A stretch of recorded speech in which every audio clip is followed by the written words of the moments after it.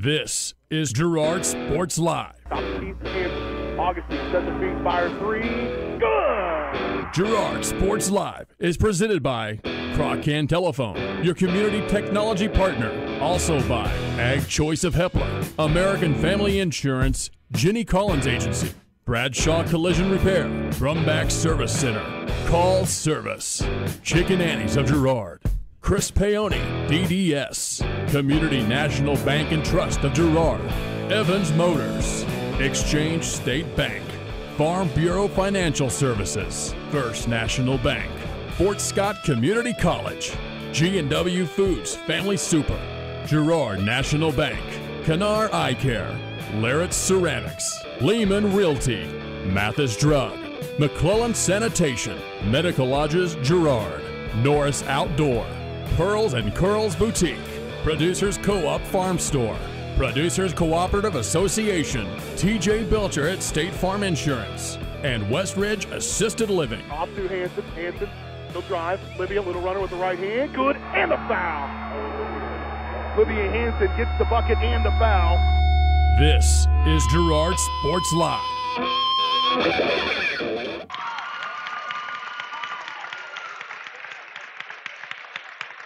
And good evening, ladies and gentlemen. Welcome to this 2018 4A Division II Sub-State Championship night here from Frontenac as the Girard Trojans, boys and girls, both battle it out for a chance to go to the state tournament in Emporia. The winner goes on, the loser goes into spring and gets ready for softball, baseball, golf, track and field, whatever it may be. But all these teams coming in here tonight have high hopes of continuing their basketball season. For the Lady Trojans, they're coming in with an opportunity to be 4 straight years to the state tournament, something that has never been done at Girard High School. These 2 seniors for the Lady Trojans, J.C. Murphy and Sydney Crane, would be the only girls ever to be a part of 4 straight state tournament trips. And that's what's on the line for them tonight, a chance to keep their seasons going. Lady Trojans coming in at 14-7. And they are coming off a good win, 64-19 last Thursday over Prairie View to advance to this sub-state championship, a game where they never really had it in any doubt in that ball game. Went on several runs, led to the victory by Sydney Crane with 29 points for the Lady Trojans, 8 points from Gabby Sands, including 2 3-pointers. Lady Trojans have played pretty good here down the stretch. They've had some pretty easy opponents. Their last big game was against Colgan, and that was, I think, the peak of the season. And if they can play a performance like that here tonight against Frontenac, they'll have a real good chance to win the game. The Frontenac Raiders coming into this ball game at 8-13, but don't let that record fool you. They have some quality opponents on this record. We'll hear from Coach Herlocker in just a moment, but he talks about the fact that they played probably the toughest schedule in 4A Division II. Labette County in game number 2, followed by Carl Junction. These are teams that are ranked in the top 5 in their respective classes in the state of Kansas and the state of Missouri. They played in their own tournament where they played against William Crispin out of Oklahoma, Kansas City Turner, and Blue Springs. In that one, they played a very good Independence team. They played Mount Vernon. They played Colgan and got a win. That's probably the most glaring one there, a very good Colgan team, 67-56 back on February 9th, and then closed out their regular season on a game against Carthage. So their schedule has been really, really good. And Coach Harper to go out and schedule those teams, and really they are battle tested. They should know who they are, and I think that's going to be the biggest challenge for the Lady Trojans. Bring you in here, Josh, and that is probably the challenge, as the Lady Trojans have had some cupcakes here down the stretch, whereas Frontenac has played tough teams. Do you think the Lady Trojans know who they are and know what they need to do to be successful here tonight? You know, the most encouraging fact about that is that the Trojans handled business against those 2 teams, really just kind of ran them out of the building all 3 times. We're talking about Riverton, Oswego, and Prairie View.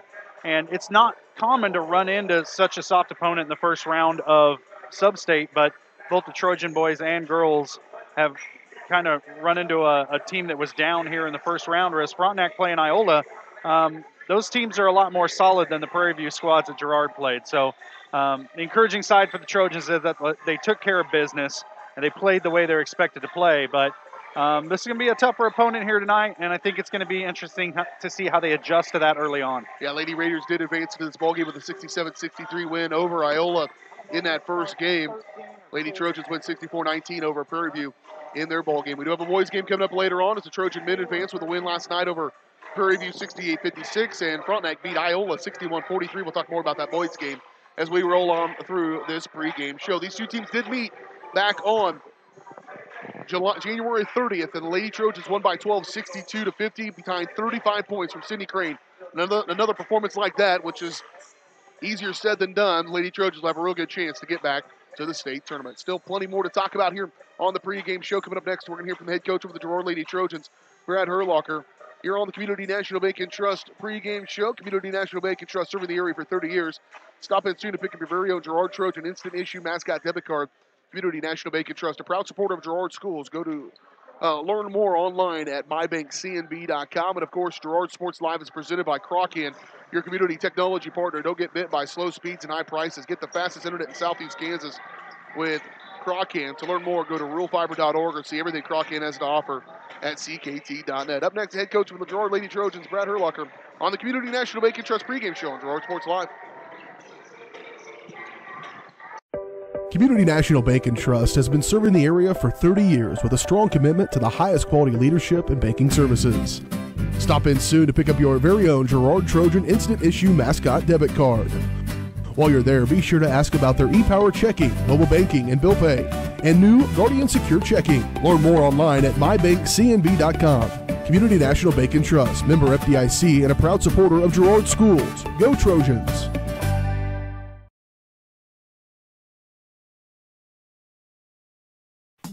For over 80 years, Evans Motors has provided some of the best handshakes in the four-state area. No matter what type of handshake a situation calls for, Evans Motors will guide the hand into its proper position with the correct amount of pressure. Risky handshakes, classic handshakes, or something in between, Nate and Eddie have an arsenal of shakes, roughly umpteen. So the next time you want an optimal handshake, come to Evans Motors in Pittsburgh. Crocan Telephone Cooperative has been serving Girard in southeast Kansas for 65 years. In 1952, we helped our members connect with each other using telephone lines. Today, we connect our members with the entire world using fiber optics. While the technology has changed, our commitment to deliver it to our members has not. Good luck, Trojans, from your friends at Crocan. Check us out on the web at ckt.net. When I wake up in the morning, love, the sunlight hurts my eyes, then I look at you, and I know it's gonna be a lovely day, lovely day, lovely day, lovely day.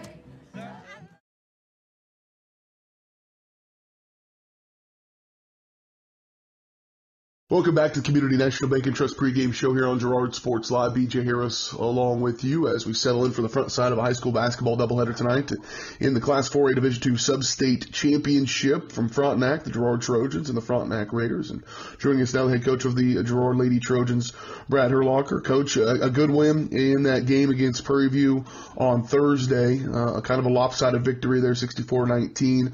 But you've had a few of those games where you've played some opponents that maybe don't match up quite well with you, but you got to feel good about how your girls down the stretch here have just done what they need to do to continue to improve and get ready for what tonight will be an awesome game. We've seen improvement throughout the year, and it's always fun to watch, and each year is a different story, but these last four games have especially been, we've hit another gear, and we've had most of that gear. Sydney Crane's been our constant throughout the season, but most of the rest of that gear has been different players, and it's not the same player each and every night, which is good, but different players stepping up and being an option to score. Our defense, again, has hit another gear, and we're doing a great job with game plan and taking away what the other team wants to do, and so just couldn't be more pleased with the last four nights out, and I feel like we're positioned as well as we have been all season to come out and play a really good game, which is what you want this time of year. This is one of those players that needs to be a factor, and seems to be whenever she's hitting the shots, you guys are much, much better, and that's Gabby Sands. Obviously, her specialty is shutting down their best player defensively, but, man, when she can get up there and have an open look, she's pretty effective. Yeah, Gabby is one of those kids that she's willed herself into a really good basketball player. I don't think it's always come real natural for her, but, she's that kid that comes early and stays late, is in the gym all the time, working on her shot. Very, very intelligent kid. She always knows the game plan.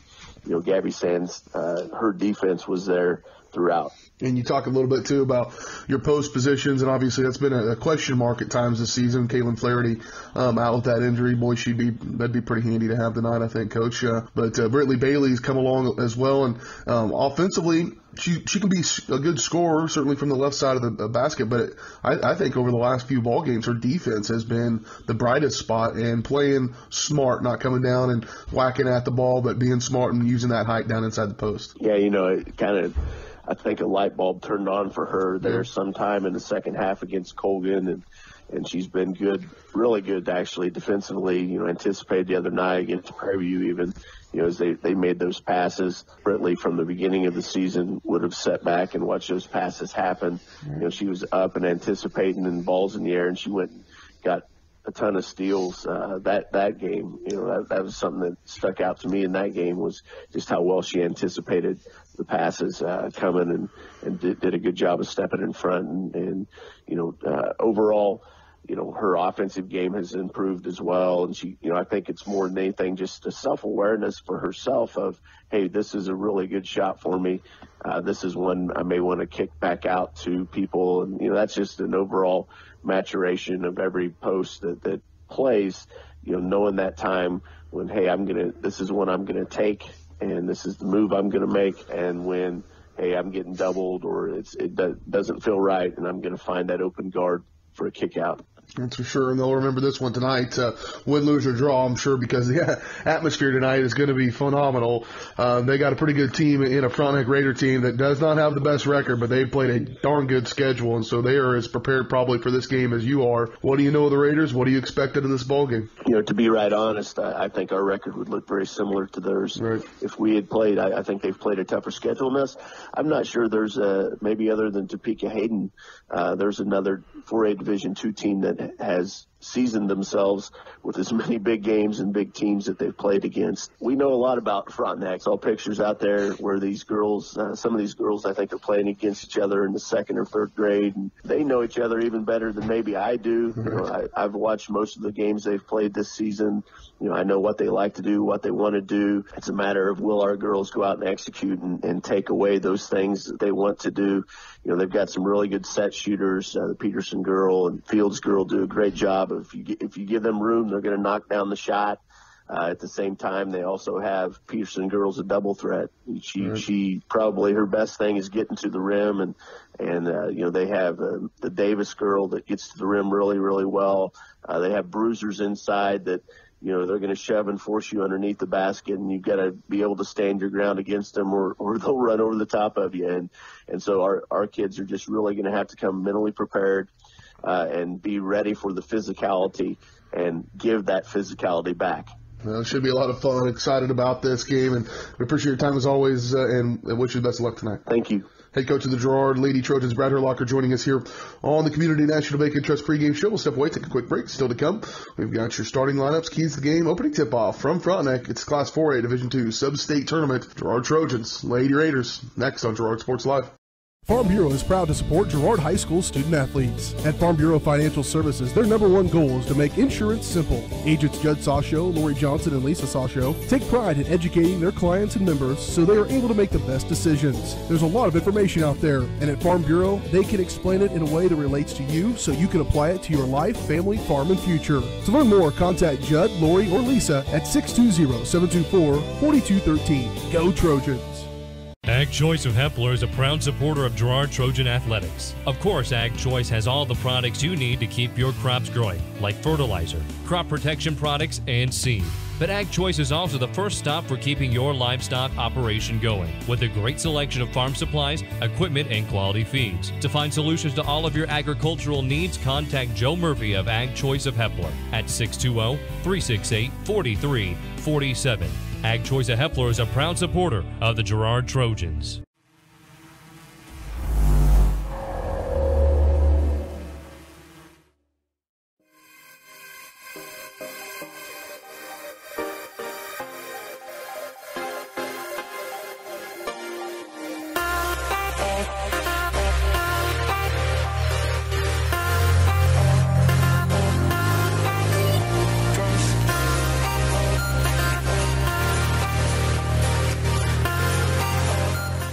This is Girard Sports Live.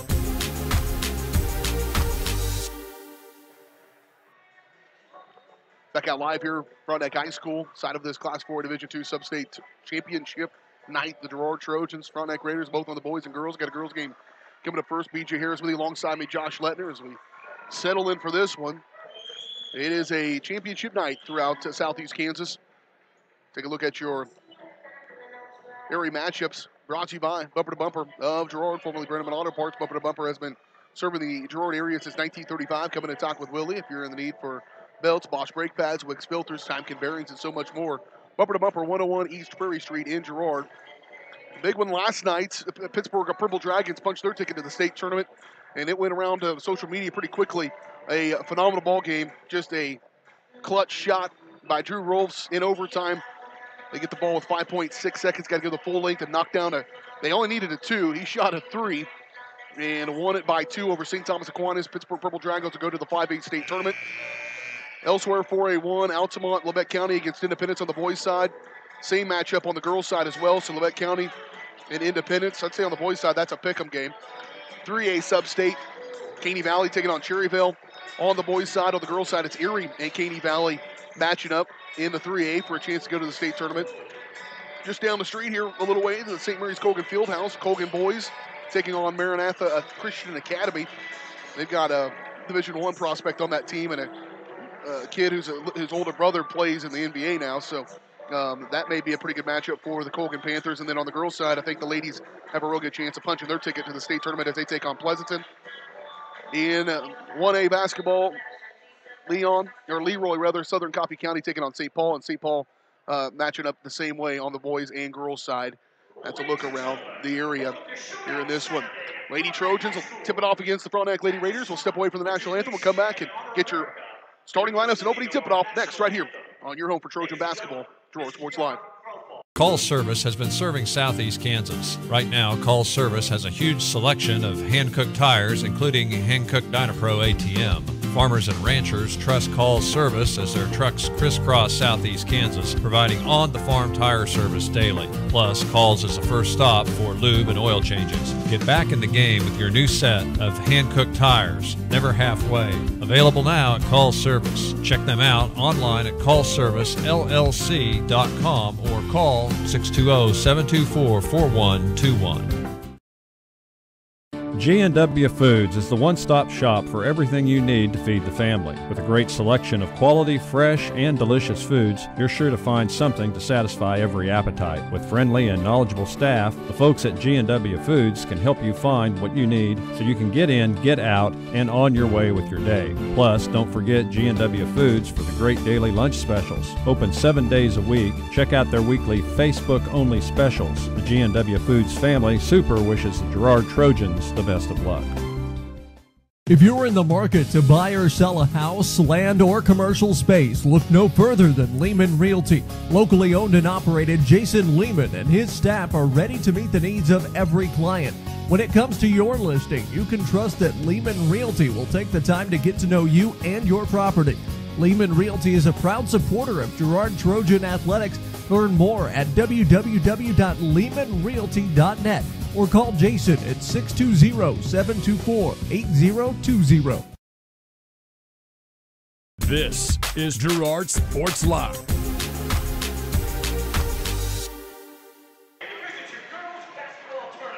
should have broadcast that. Frontenac has cornered the market on high school girls who can sing the national anthem. Yeah. As they've had 3 for 3 in performances that we've seen so far. Just phenomenal renditions of our Star Spangled Banner. Time to look at your starting lineups, brought to you by Pearls and Curls Boutique. The Trojans will start this game in style, but nowhere near the level of style you'll find at Pearls and Curls Boutique, a great new shabby chic boutique located next to the Sheer Expressions there on the south side of the square in Girard. See all the new arrivals at facebook.com/Pearls and Curls KS. First up for the Frontenac Lady Raiders, 8-13. They went 3-3 in the CNC. It'll be number 4, Maddie Davis, a junior. Number 5, Karma Fields, sophomore. Number 21, Bria Ginnivan, a sophomore. Lady Raiders leader is number 25, Taylor Peterson, a senior. And number 42, Lauren Hopper, a junior. I think maybe lack of experience will be the one thing we see. Both teams are kind of young, but Lady Trojans have a couple of seniors that have had a ton of postseason experience. We'll see how that goes with them. Lady Trojans coming in at 14-7, 4-2. Co-champs in the CNC, and they'll be led by number 2, JoJo Ferguson, a 5'10 junior, averaging 3.2. Number 14, Gabby Sands, a 5'7 junior, averaging 4.9 points per ball game. Number 15, JC Murphy, a 5'5 senior, averaging 4 points a game. Number 21, Britley Bailey. I think Britley's probably the key here tonight. 5'11", a sophomore. That's a lot of pressure to put on a sophomore, but I think she's her play will be crucial for their success. And number 23, this one's the one that's the most crucial. Sydney Crane, 5'8", senior, averages 24 points per ball game. And she had 35 against the Raiders when they met back on January the 30th. Keys to the game brought to you by Fort Scott Community College with more than 40 fields of study. Something for everyone at Fort Scott Community College. You can take general education courses or complete an associate's degree or certificate. Visit fortscott.edu or call 620-223-2700 for more information. Josh. I think you got to bring the intensity early in this ball game. Girard's had a couple games this season where they've kind of, especially against Frontenac earlier this year, where they didn't look too focused early in the ball game. You can't take minutes of this game and snooze through them. You got to be engaged from the point and play intense defense the entire time. So for the Trojans, it's getting running early. Yeah, can you do it for the full time as well? Sickness has crept into the Trojan huddle, and so that will be a factor. Wasn't going to say it. It has creeped in there, so hopefully they can make it through. The opening kick tip-off is brought to you by Lyric Ceramics, 503 West Maple and Girard. Stop by Lyric Ceramics for great gift ideas and supplies. Get creative when it comes to gift buying and get your friends or family a beautiful ceramic piece or sign up for classes. Lyric Ceramics, 620-724-8442. Class 4A, Division II Sub-State Championship girls game here from Frontenac. The Lady Trojans, the Lady Raiders.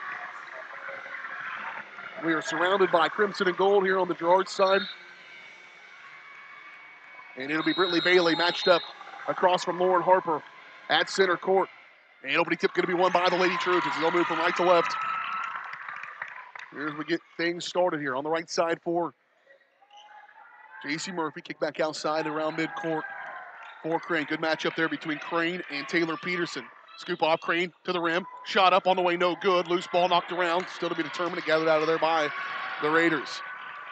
How this crew calls this game and whether they allow them just to beat up on Sydney going into the paint will be a factor as well. There's an over the back and a good example of what I was talking about for a little while.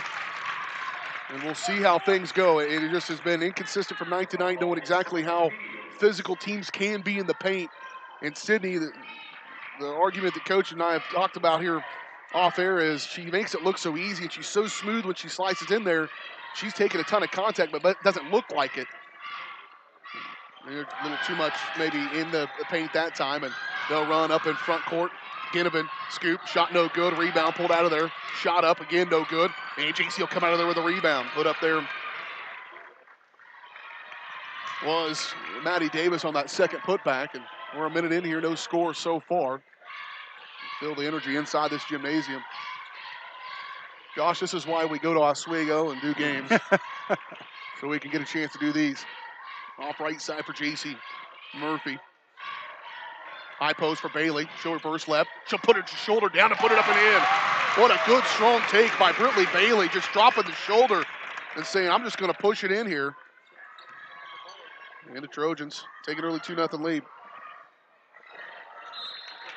Other end of the floor, ball knocked out of bounds. It'll. Checking in for the Trojans, number 4, stay with the Raiders. Drake Worrell going to check into the ball game. Jada Valley will check in. J.C. Murphy checks out. Out goes JoJo as well. Peterson with it on the right corner for Harper. Dump off inside for Davis. Backing on Bailey. Shot up, no good. Loose ball. Valley came away with it. There was Gabby on top of it as well. And they try to put some pressure on here. And here comes Crane streaking up the floor. Sydney, little stutter step. She pushes in. She'll spin to the rim. Up and in.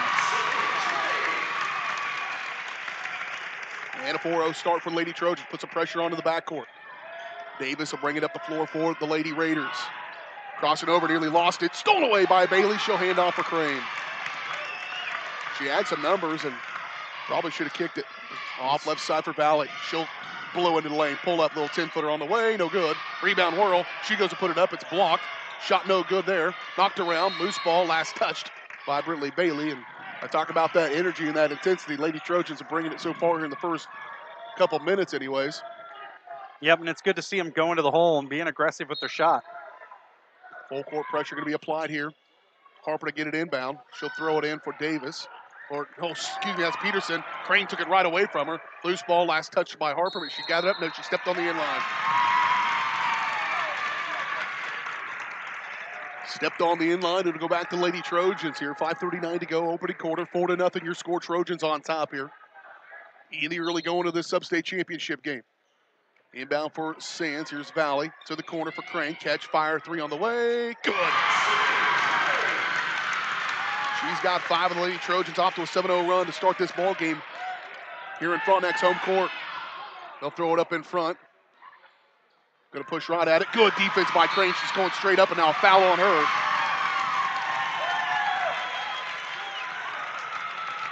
And it will go.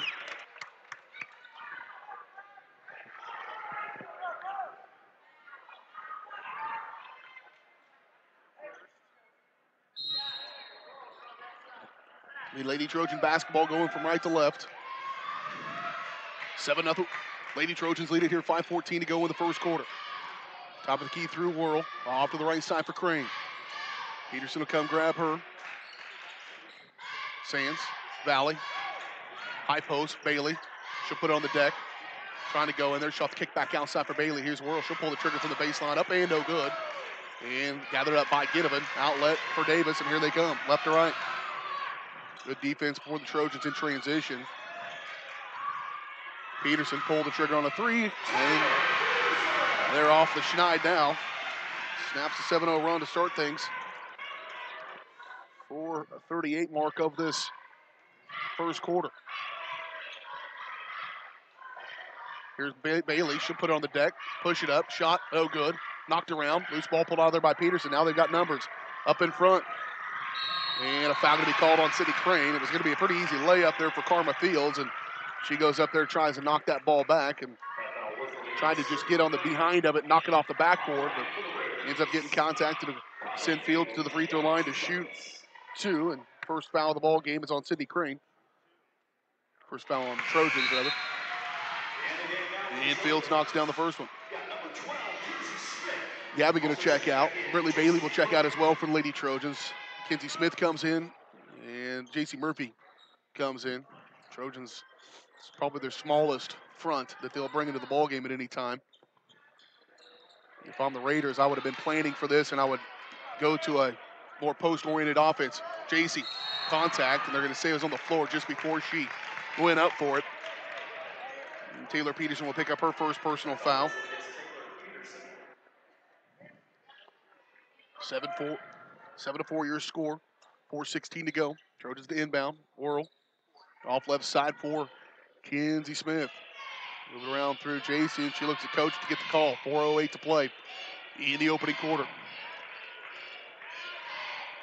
Off to Smith. She gets picked up a dribble outside for Valley. Pull up. Smith. Shot. Good. That would be called a bonus points for the Lady Trojans. Kinsey not known to score a ton. Here's Ginnivan. She'll miss it. Rebound, though. Trojans got to get better position. Davis, or Fields, rather. Karma Fields knocks it down. And the Lady Trojans will be back on offense here. Crane. Push off and a charge, I think, going to be called against Drake Whirl. Moving screen on JC. Yep, moving screen. Offensive foul against JC. Thought it was Worrell out there setting the pick, but it'll go back to the Lady Raiders here. 3:32 to go first quarter. 9-6 Trojans in front. Davis going to push it up the floor in a hurry. She'll scoop it up. Shot no good. Rebound pulled out of there. The Trojans, that's 2 on JC. Just bad position on the rebounds last 2 times down the floor. Trojans getting out position. Both times it was Karma Fields getting that position down on the low block as well. She's got 5 now.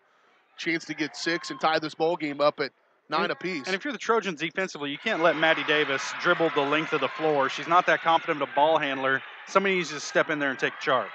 Yep. And there was a couple times it could have happened on that play.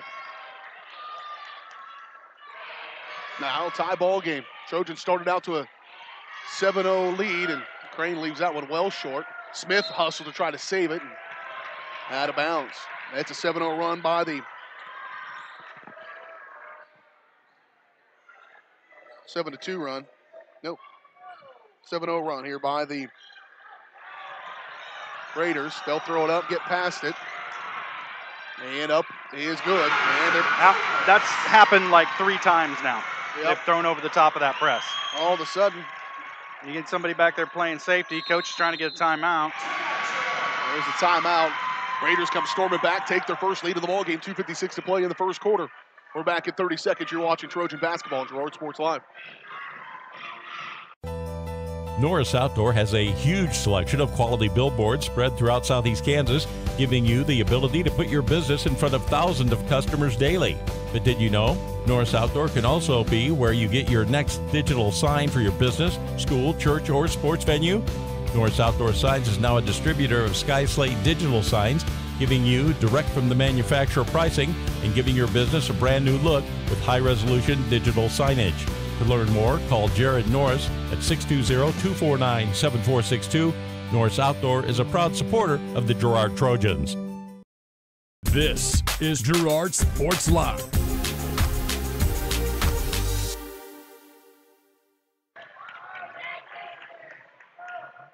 Lady Trojans slow to get out of the huddle again. That cost them a ball game at one point this year. Nearly cost them a CNC title. And down by 2.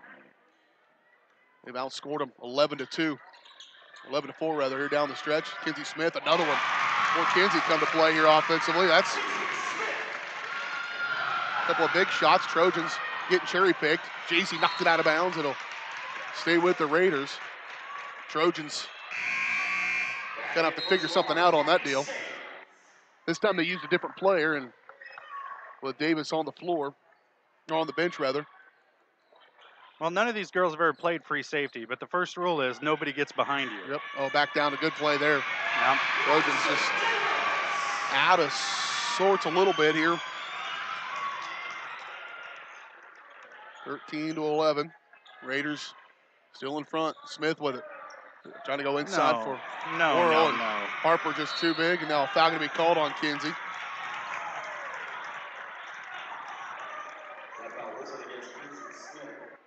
It's a night and day from the first 3 minutes of this game to the Frontenac looks like they're having fun out here, and they should be. Down for Ginnivan. Bailey, Ferguson get ready to check back into the ball game. Davis with it off to Ginnivan on the right side. Skip it, Peterson, she'll go into deck. Lean it up, shot, rolls around, no good. Ginnivan's there in position. Shot no good, blocked by Kinsey Smith. And she'll kick it over for Crane. Crane will bring it up the floor here. Trojans down by 2, 13-11. Minute 48 to play in the first quarter. Slashing through, up to the rim, good. Sometimes you just get the feeling she could do it every time. Now she might need to. Yep, all tied up at 13. Somehow Kinsey fell down. Have no idea how that happened. Ginnivan, kick back outside on to Harper. Skip pass, Peterson catch, she'll shoot that. On the way, no good. Worrell goes in there, good rebound by Drake. Throw it out, knocked it out of bounds. Last touch by Peterson. It'll go back to the Lady Trojans. It's almost like the Trojans that came so easy in those first 3 minutes. They're like, this is easy. Yeah. And it's not going to be like that. No, they're making they got to be careful with those first outlet passes after the rebound. Frontenac's pressuring the rebounder and trying to cut off that outlet pass. to cut down the break, and Girard needs to be careful with that initial pass. Crane goes to the bench to get a blow. Brittany Bailey, Jada Valley, and JoJo Ferguson all check into the ball game. Smith and Whirl go out along with Crane. Here's JoJo in the paint. Shot no good. Knocked around and gathered up there for Skylar Baker, who's just checked into the ball game for the Raiders now as somebody well. needs to step in there. There's a shove. There we go. Bailey steps in there and takes the charge on Davis, and she had a forearm shiver there that she got away with, and luckily Britley stepped in there to slow her down. You're right, that's what they need to do to kind of slow her head of steam. Yeah, because she just puts her head down and starts dribbling. If you step in there and hold your ground, she's going to charge right into you. Big body can do that a little bit. And here's Bailey, just left in the circle here. Off to Valley. High post for Bailey. Climb in on her. She'll go left. Shove it up. Leaves it short. And Baker pulls it out for Lady Raiders. Here they come. All tied up at 13. She'll step up. Thought about a three. Didn't take it. There's one. Davis will. I think it's good. Davis knocks it down. She's got 7 already for the Raiders, and they lead it, their largest lead of 3 right now with 20 seconds to play in the first quarter. Every shot is celebrated because it's so valuable in this championship ball game.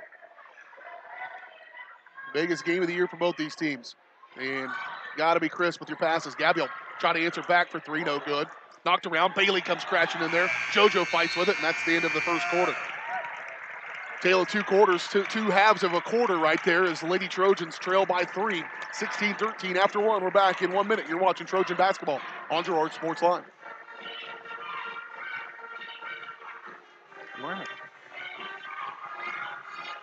Girard National Bank brings you community banking at its best. Family owned and operated for over 80 years, Girard National Bank is committed to providing their customers with the highest quality financial services in a friendly and personal way.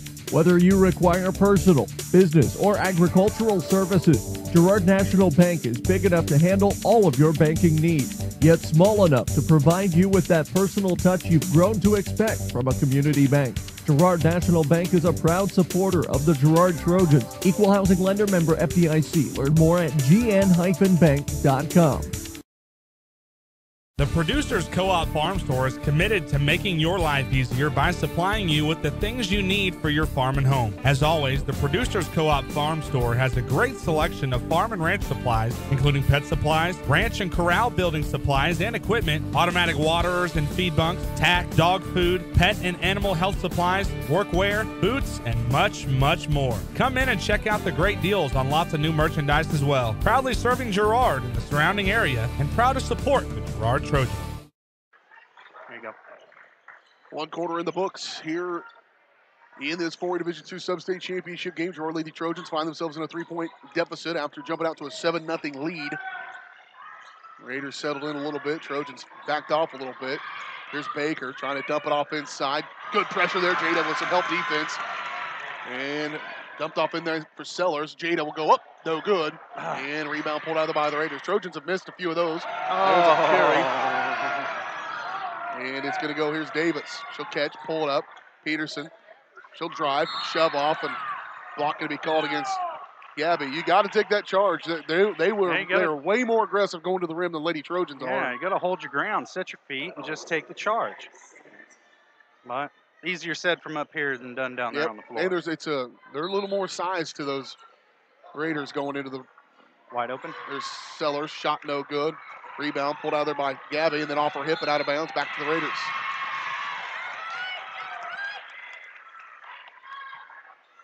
$7:19 to play, first half. Inbound for Peterson. Baker, catch. She'll put it on the deck, kick to the corner. Swiftly back around for Peterson. Dump off inside Sellers. There's Jada again. Another stop. Trojans 3 on. Here's Kenzie Smith up off the glass, no good. How many shots at the bucket have they missed that here? should have gone back to Jada. I think when Jada gave it up, she was expecting to get it back. And there's a charge going to be called against Karma Fields. That's a makeup call. Even better that it's a charge and not just going out of bounds. It's her second. Team foul number 5 on the Lady Raiders. 6:57 to play in this second quarter. Trojans trail by 3. See that score to the top right of your screen. Crane crossing over into the paint. Little floater over Sellers. No good. Another one. Trojans just can't get it to go through the hole. You have to do that for it to count. Dump off inside Sellers. That's a new rule. Here's wide open. Another three, missed it badly, and out of bounds. Back to the Lady Trojans. Ginnivan going to check back in. Harper checks back in. And out goes Fields for the Lady Raiders. 6:31 to go in the first half.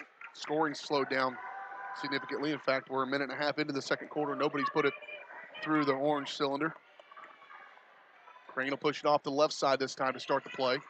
She'll work back to the right. Little contact, steps through again, and Harper blocks her from behind up in front. And that's a walk. Sometimes you got to wait for the officials to make the call before you can start arguing about it. They were on top of that one pretty quickly.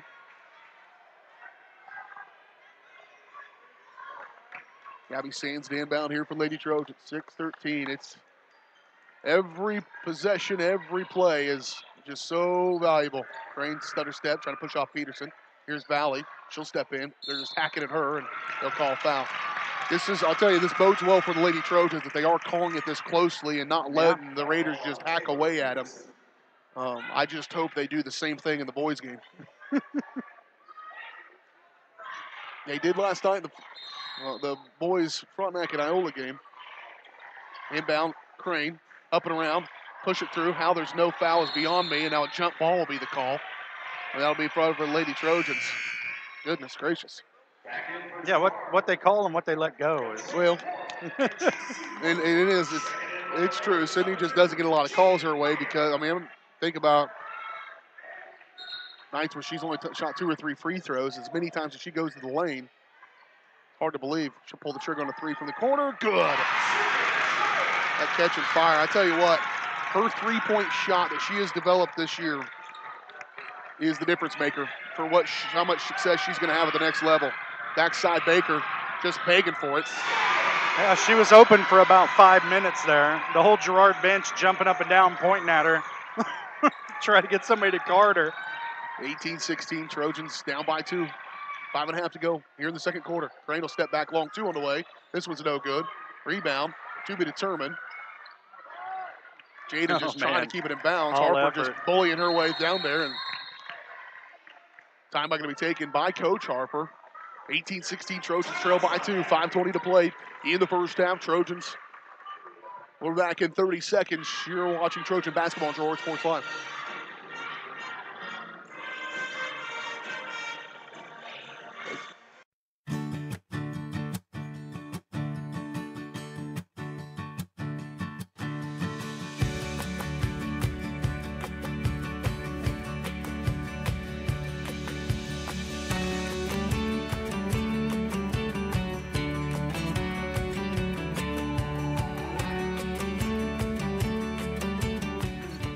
For all your insurance and financial service needs, call your State Farm agent TJ Belcher in Girard today. This is Girard Sports Live.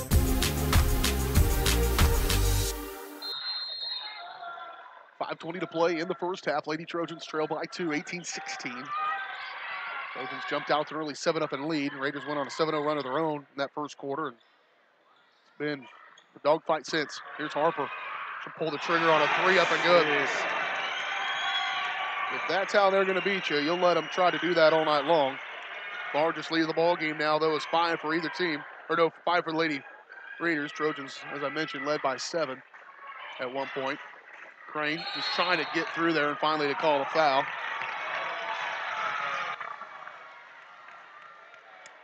Yep, do it again. Yep, foul's going to be called on Baker, her first. Team 7, so that's going to send Crane to the free throw line to shoot 1 and 1. So we go to the free throw line to shoot those 1 and 1. And here's the first one up and good by Crane. Sydney, 66% free throw shooter.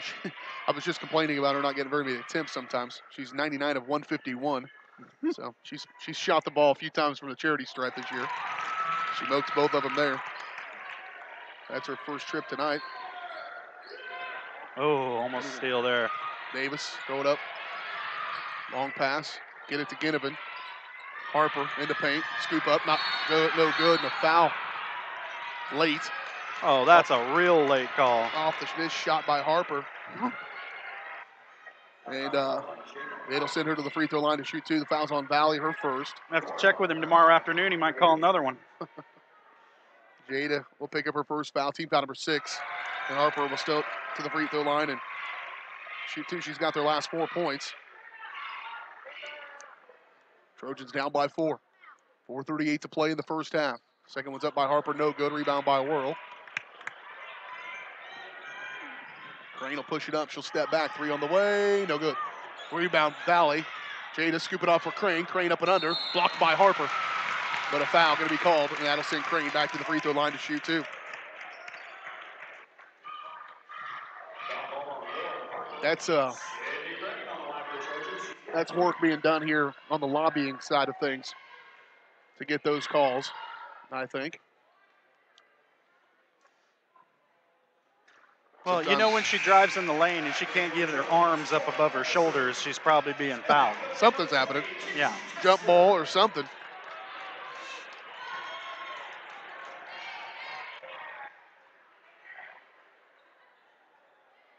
Missed it. Rebound Whirl. She'll put it right back up in. No good.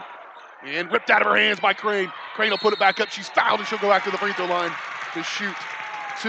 And so this is the sort of thing that gets a team that was riding so high like Frontenac, playing on emotion. This gets you down. Yep. This parade to the free throw line by It just slows Sydney things Crane. down, lets you kind of come back in. And frustrates you because you can't get off the defensive end of the floor here. Crane's first one's on the way and good.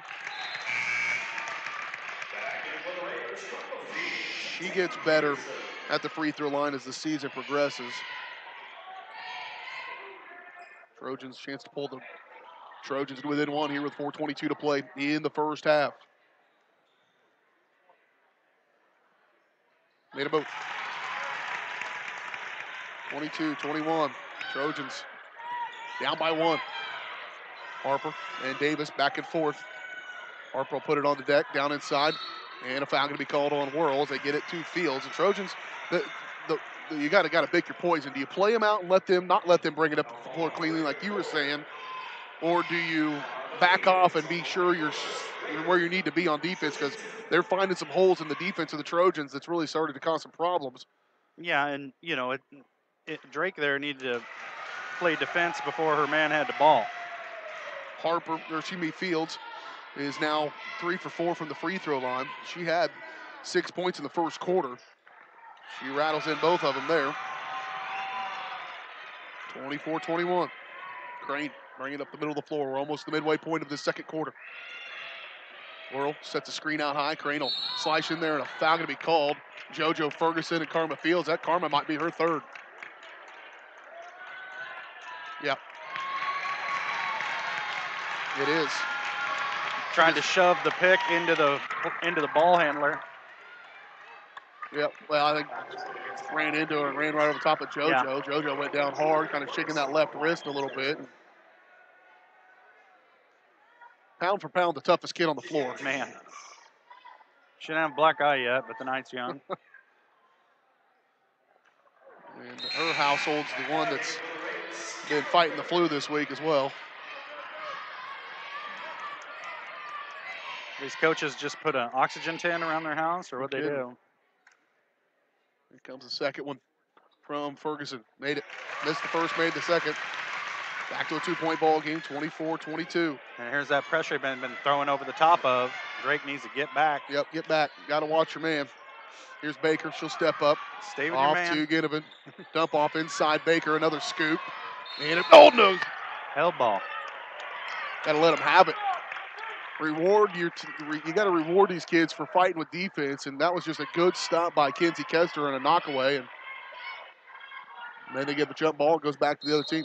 There's Davis to inbound for the Raiders. 3:49 to play in this first half. Inbound for Harper. Loose ball. Back to Davis. Up and good. Good dish there. Davis, the beneficiary. She's got 9 points. And the Raiders add to their lead again, 26-22. Crane pull up, little 10-foot bunny off the glass and good. They try to play her man-to-man. And that's why she had 35 the other night. Foul going to be called against Ferguson, I believe. And she was trying to set a screen. It's called for the hold. It'll be her first, team foul number 8. And again, calling the fouls like this closely is completely in the benefit of the Lady Trojans. So you don't want to complain too much when stuff like that happens. Here's Davis, the front side of a 1-and-1. No good. Rebound Ferguson. Trojans a chance to tie it or take the lead. Crane, little runner, off the glass again. Knocked around. Loose ball picked up there by Peterson. She'll push it. Off to Davis on the right side. Peterson sets her feet. Wide open 3 on the way. Good. It's her second of the ball game. All her points have come from behind the arc on a couple of threes.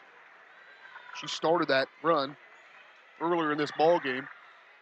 Here's Crane, little shake and bake. Little leaner. No good. Missed it. Rebound. Loose ball. Still to be determined. Harper's got it. That's still not loose. a held ball. There's Crane and now foul. I'm going to say it's on the floor. Anytime there's 4 players on the floor at any given time, you're not doing your job as an official. Yeah. So there should never be 4 kids on the floor at the same time. That's just not okay. And luckily for Lady Trojans to get a benefit there, they could have been a foul on anybody at any given time there. But Jada Valley getting ready to come back into the ball game. Now she'll come to the bench and sit back down.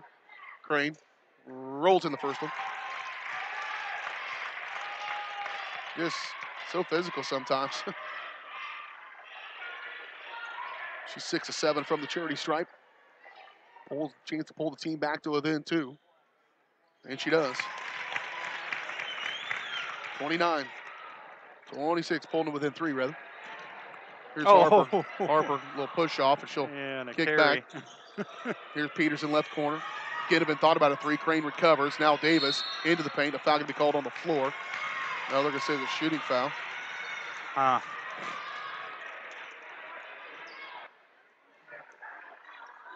Let her shoot 2. 2:38 to play. Throw your elbows. No, in basketball. Here's Davis. She'll high arcing shot, teardrop it. Knocks down that one. She missed her first one. She makes that one. First one of the ball game, that is. 30-26, 2:38 to play. Second one from Davis. Another high arcing shot. 31-26, matching the largest lead of the ball game for the Raiders. 5 points here. 2:32 to play in the first half. Crane will step back, thought about a 3. Now she'll dump off Bailey. She'll push up with the left hand. Good. A fun little play there. Bailey's gets her second field goal of the ball game. 31-28. It's back to a 3-point contest. Peterson will push up on Gabby. Good D by Gabby. Outside for Davis. Baker sets her feet, fires 3. No good. And let it go, JoJo. Let it go. Let it go. Let it go, JoJo. Out of bounds. It'll go back to the Lady Trojans here with 2:09 to play. I tell you, Trojans have weathered the storm at least. This thing was kind of starting to go real bad, real fast, and Trojans were able to stop that momentum, and now it's just kind of a tit for tat. Kenzie Kester checks out of the ball game. Back in comes Jada Valley. Approaching the 2-minute mark. 31. Good night. They did it again with JoJo kind of shoving her into the player, offensive player. It's gonna be a jump ball. Harper just gets she just brings it. She's just gonna be as tough and as physical as possible and see what happens. And frankly, I can't blame her. Valley just left of the circle. Off for Crane. Off for JoJo. She'll pull up. Little 10-footer on the way. Good. JoJo Ferguson rattles it in. The Trojans are back to within 1. 31-30. Up in front for Ginnivan. She lost it. Out of bounds. Back to the Lady Trojans now with a chance to take the lead here with 1:38 to play in the opening half of basketball. You thought you were going to settle in here and watch a lopsided affair. You are sorely mistaken. Not that anybody thought that. But Crane, kick, 3, Sands, no good. Chucked back down by Jada. Crane, catch, fire, 3, no good. Jada just cleaning up. Trash man. And out of bounds off Jada. Valley ping pong ball, just bouncing around. Pinball, that's what I'm trying to say. There we go. That's the P-ball word I'm looking for. Trojans put that pressure on, get it past to Davis. She'll catch. Step in there and take that charge. Just barreling through, and she walked with it. She walked with it before they called that charge. I mean, I don't know if you can call it a charge. Throw the forearm shiv running into the lane and it not be a charge. Nobody was in position at all to try to take it, though. Lady Trojans got to recognize that at halftime here and take that charge. She goes barreling in there. If you got your feet set, she can run you over. Harper does the same thing. Peterson does the same thing. You just got to know that. Jada got to be quicker going to the rim. Crane, she'll fire a three. That one's no good. Missed it badly. And Jada get that close to the basket. She doesn't have a point yet, I don't believe. Yeah, she's not being very aggressive offensively tonight. She's pretty well defensively and rebounding, awesome. but just not looking for her own shot. 31-30, 53 seconds to play in this first half. Into the ball game is Grayson Hipful. We'll get it up to Harper. Kick outside for Ginnivan. Up off inside Harper, backing. And trying to take a charge now. Foul to be called on JoJo. Contact under the basket on the shot. And it'll send Hipful to the free throw line to shoot two. Mismatch there. Harper posted up on Britley. She tried to take that charge. I think she was in good position, just maybe a little too far into the basket. Well, it didn't matter. That's been an issue. Didn't matter last night. Here's the first one from Hipful. Up and good.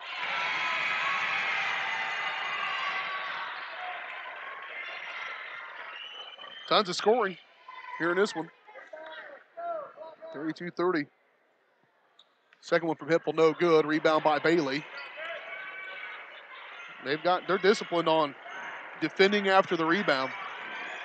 Trojans did not handle that very well in the beginning. They have now kind of found a way to do that.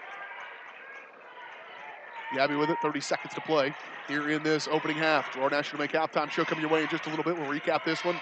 Halftime stats. Valley into the paint. She'll push it up. And a foul going to be called on Harper. It's her second.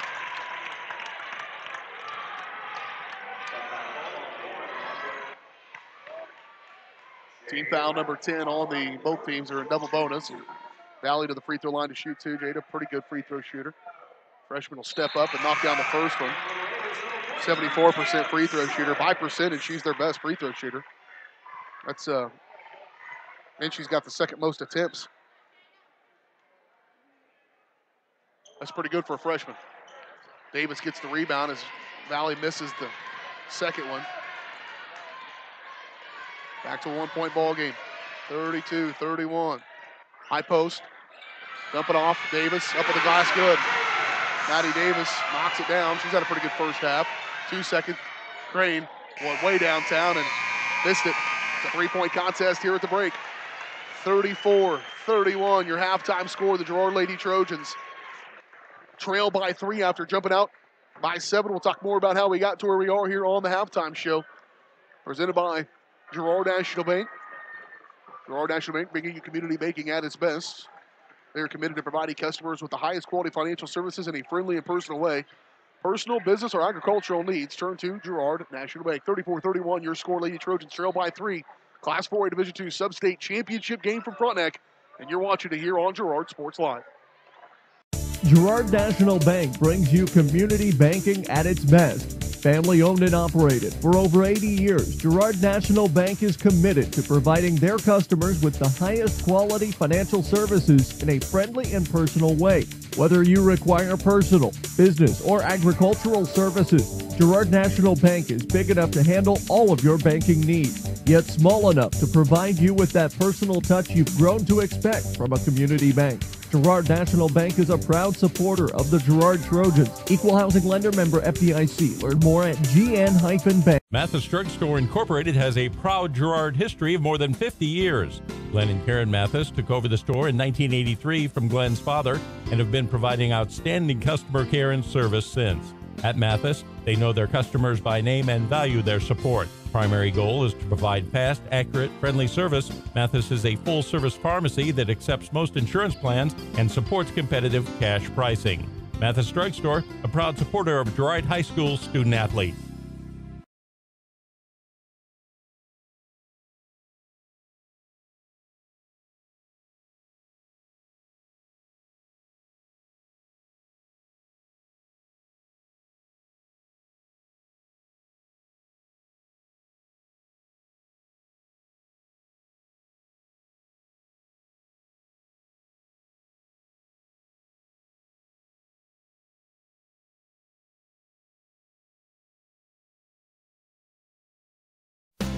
McClellan Sanitation is a proud supporter of the Girard Trojans. McClellan Sanitation is also proud to have been serving Girard and the surrounding area for decades. McClellan Sanitation offers residential, commercial, and roll-off services. As a locally owned and operated company, owners Dave and Candy McClellan and their employees are dedicated to providing the highest quality customer service. To learn more, call McClellan Sanitation at 620-724-8486. McClellan Sanitation wishes the Girard Trojans the best of luck this season. Are you in need of post-surgical therapies for yourself or a loved one? The employees of Medical Lodges are here to care for you. With over 50 years of serving the community, they pride themselves on having the therapy experience you deserve. In fact, Medical Lodges is the first healthcare company in the United States to be 100% employee-owned. So when you're at Medical Lodges, you're part of the family. Stop by one of their homes today and feel the Medical Lodges difference. For more information, check out medicallodges.com. Norris Outdoor has a huge selection of quality billboards spread throughout southeast Kansas, giving you the ability to put your business in front of thousands of customers daily. But did you know? Norris Outdoor can also be where you get your next digital sign for your business, school, church, or sports venue. Norris Outdoor Signs is now a distributor of Sky Slate digital signs, giving you direct from the manufacturer pricing and giving your business a brand new look with high-resolution digital signage. To learn more, call Jared Norris at 620-249-7462. Norris Outdoor is a proud supporter of the Girard Trojans. This is Girard Sports Live.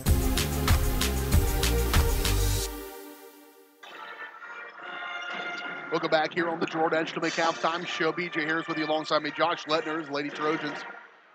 Right now find themselves in a bit of a dogfight here in Frontenac, 34-31. It's a knockdown, drag-out kind of ball game, and Lady Trojans have matched the intensity at times. It's the physicality, a bit too much for them at times as well, and we'll see how the second half goes. Right now here at the halftime, though, they do trail it by 3, 34-31.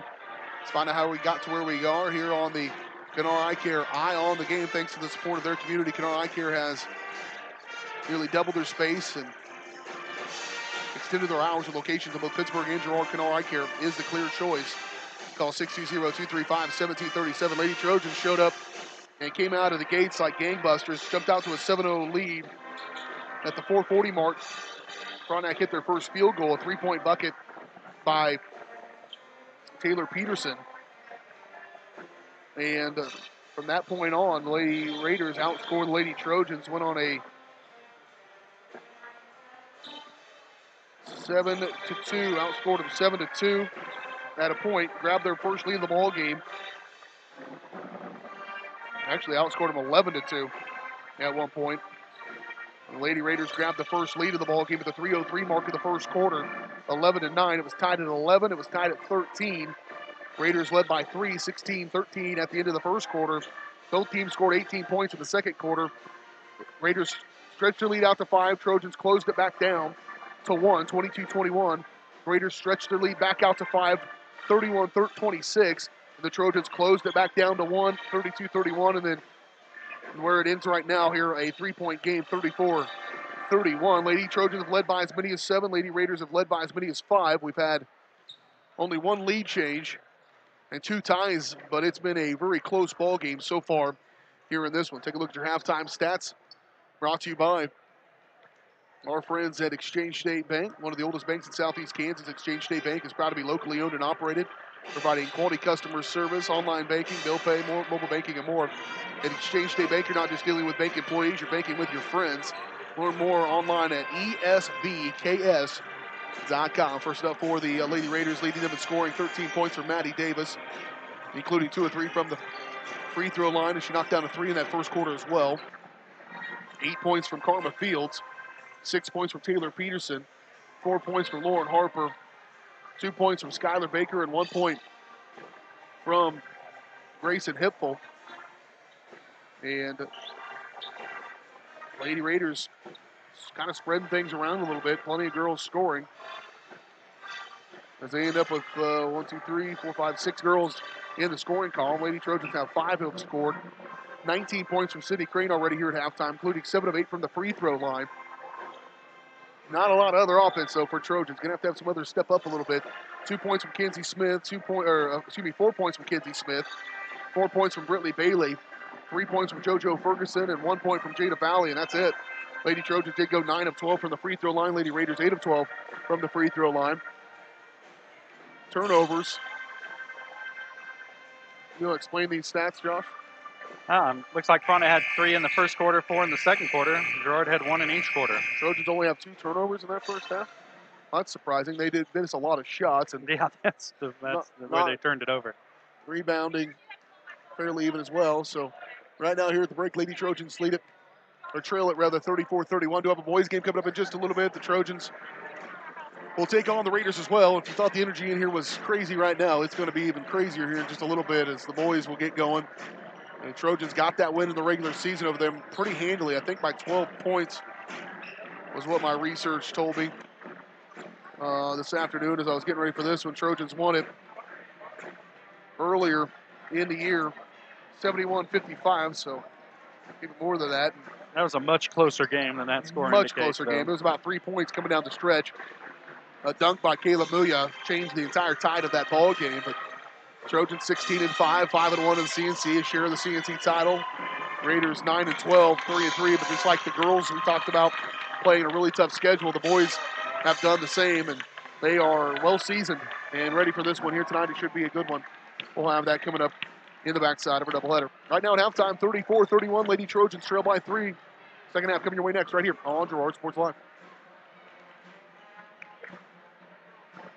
Paoni Dental is a proud supporter of the Girard Trojans. Chris Paoni DDS offers exceptional dentistry for all ages in a friendly atmosphere. In fact, Chris Paoni has been caring for smiles since 1993. No wonder so many Trojan fans look so good. Paoni Dental offers preventative care, Invisalign, whitening, bridges, crowns, and more. Stop by today and ask about the all-new CEREC dental system, offering same-day crowns, start to finish, right there in the office. To learn more, visit them at 106 South Ozark in Girard or go online to paonidental.com. Thanks to your support, Canara Eye Care has expanded. With double the space, they offer more exam rooms, larger optical selection, and extended hours to fit your schedule. And with the latest technology, they can quickly diagnose any eye-related issues. All patients are welcome at Canara Eye Care, the clear choice for your family's vision.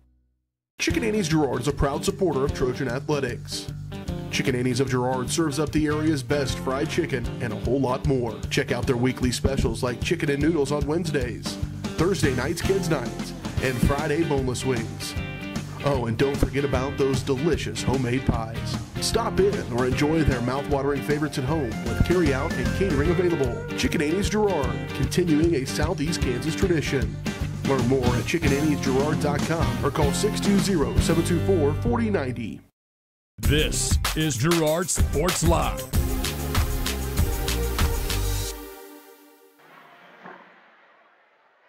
Here we go, second half from Frontenac. 34-31, Girard Lady Trojans trail by 3. Led by as many as 7 on a 7-0 run to start the game. Raiders led by as many as 5 a couple of times. It's been contentious, to say the least, here in the first 2 quarters of this one. I'm guessing it'll be much of the same in the second 2. I bet a debate match between these two schools would be contentious. Davis will control it here for the Raiders. Peterson, top of the key. Off to Ginnivan, trying to go down in for Harper. Bailey's done a good job jumping in front of it. Is Crane. Sydney up the floor, 1-on-2, crossing over, slicing, caught the glass, no good, but a foul, and Mr. Late to the whistle does it again. I think he waits for the result of the play and decides to blow the whistle. And if you think I'm being one-sided, I'm complaining about a foul that benefits the Trojans, but lack of decisiveness is irritating.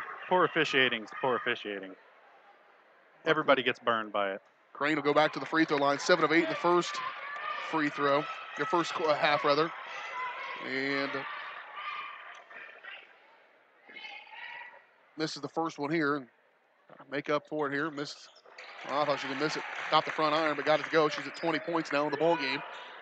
34-32. Back to a Somebody two-point step in there. Davis And let her go all coast the way to down the coast. floor. Coast to coast. I think she's just faster than they think, too. And she's got 15 points. 36-32. Yep, got to. And the key would be to be in front of her when she catches the ball. Yep. Let her take off on you like that. Crane's going to back in on Davis, push it up off the glass, no good. Bailey's there with the left hand, good. And the foul. Bailey gets the rebound and the putback. She's got 6. She'll be at the free throw line for the and one. Chance to pull the Trojans back within one. 7:18 to play in the third quarter. Lady Trojans. Peterson goes in there to ask for an explanation. And Britley connects. 36-35. Trojans, another steal. JoJo with the left hand just throws it up. Peterson, or Davis rather, on the rebound. JoJo's got to be more patient. Protect the ball. Again, every possession counts. JC working on her. JC hustling. Try to go. Harper gets up with the ball in her hand somehow. Up and good. Trojans are deflecting passes. They're just not coming away with them. 38-35. Crane with it. Out high. Screen comes from Ferguson. Crane uses it. JC, wide open three on the way. Good! JC says, leave me open, see what happens. Yeah, there's no respect. Tie ball game, all tied up at 38. JC on the other end of the floor doing it defensively. Here's Davis. Spinning. Ginnivan. Davis, open look, Baker standing on the three-point line, no good. Bailey with the rebound, ton of contact, and they'll call the foul. Frontec's just a bunch of bullies. Just a bunch of bullies. I like it. I'll be honest with you. If I had a group of girls playing basketball, I'd say do the same. I thought that was going to be on Ginnivan. It ends up being on Harper. Be as physical as they'll let you be. And the Lady Trojans have had to do that a few times. That's not in their demeanor necessarily. They've had to do it after the officials let them do it. And coach is kind of giving the green light. Hey, be as physical as they'll let you be. They've started to match it here. Trojans with a chance to take their first lead. They lost it at the 3:03 mark of the first quarter. Now with an opportunity to get it back for the first time in the second half. Valley with it. She'll step through. Jada getting contact. No call. No call. Sellers gets the rebound. Here comes Baker. Stepping up backside for Ginnivan. And Jada just running out of nowhere. Wide Davis open. sets her feet. Three no good off the back iron. Knocked around. Sellers comes away with it. Tied up. Ginnivan throws it up. No shot. Rebound for Crane. Good night. Not sure if Mike Ticker can handle it. Here's Crane. Backside. Valley. Good vision. Up and good. Trojans back in front. Here at the 5:30 mark. Other end of the floor. Loose ball. Trojans get the steal. Other end of the floor. Jada. Low pass. Crane just tries to throw it up. Got a little too far underneath there. Now foul going to be called on somebody. Britley probably. Well, it's either her or Jada. Valley. Her second.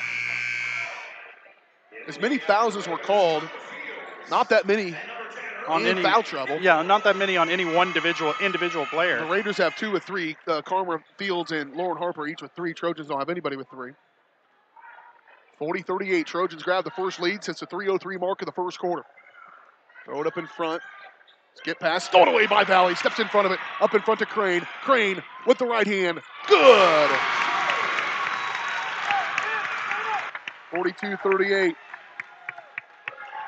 I think there's been a defensive adjustment towards that pass into the cutter in the lane. Yep. Here's a 3 by Peterson with a hand in her face. Good. There's some ice cold water running through that kid's veins. She's got 3 threes in this ball game. Back to a 1-point game. They need every one of them. 42-41. Trojans holding on a lead. Jada's going to set her feet. Shot. Bounce, bounce, bounce. And could have eaten a sandwich before that one went down. Drake. Sellers. Up off inside. Fields. Kick. Peterson another 3. This one's off the mark. And rebound by Bailey for the Lady Trojans. 4:19 to play. Oh, what a hard pass. Oh, my goodness. She pulled that out of Spider-Man. Gabby Sands, 3 no good. And I thought that ball was for sure out of bounds. And Jada Valley's. Yeah, she had stick-em on her hands. Yeah. On the right side, here's a 3 from Fields. No good. And rebound pulled out of there. Now here's Fields again. Easy layup with the right hand. Good. And Drake lost that rebound because she's got to let herself get pushed right out of position. You got to get a low center of gravity and box out. Back to a 1-point ball game. Here's the same spot for Jada. That one did not sit on the rim. She wasn't very confident shooting the last one. Here's Fields up in front.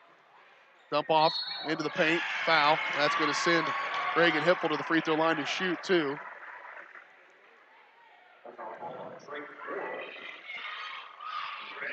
And Worrell picks up her second personal foul. Team foul number 2. 44-43, Lady Trojans lead by 1, but Hipple at the free throw line to try to pull the Raiders back to a 1-point lead. Here's the first one. Left it short.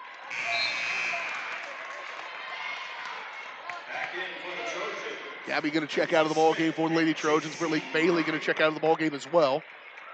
J.C. Murphy checks back in. So does Kenzie Smith. Kenzie with 4 points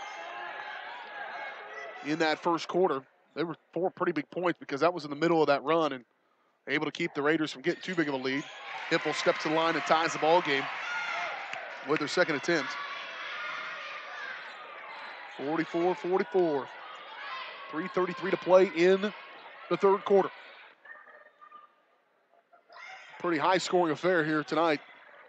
A lot on line inside the paint for Valley. She'll try to push it up. Sellers just reaches in there and takes it away from her. That's not very nice.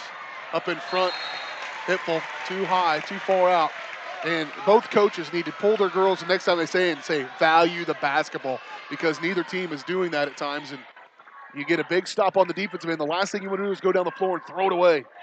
Get some points out of it. Trojans will have an opportunity here. Here's a screen from Whirl. Crane will use it. Little stutter step through. Tons of contact. No call. I mean, what constitutes a foul in this world? Davis up in front. Peterson running. Fields blocked. Blocked by Crane. Coach Harper didn't like it. Well, of course not. Just like we didn't like the foul on the other end. Here's Davis to inbound. Oh, goodness gracious. Sellers just shoves J.C. Murphy to the floor. And there's the oh, that's going to be a technical on one of the players on the bench. Probably on the other Harper. Yep.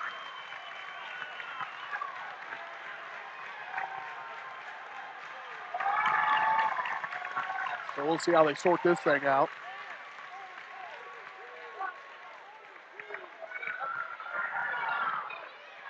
If it is against Lauren Harper, that's her 4th. This is just the start of this evening. Whew. Yeah, this is a warm-up. Harper picks it up. It is her 4th. And Crane misses the first free throw. They're going 7 of 8 in the first half. She's 1 of 3 in the second half. I don't think she has a field goal in the second half either, does she? She's got 1. She does? She's still got 23 points. Yeah, you know, an average outing. That's exactly her average, as a matter of fact. It's also her number. If you believe in numerology, I mean, it's just off the charts here. 2:55, Trojans will get the ball back as well.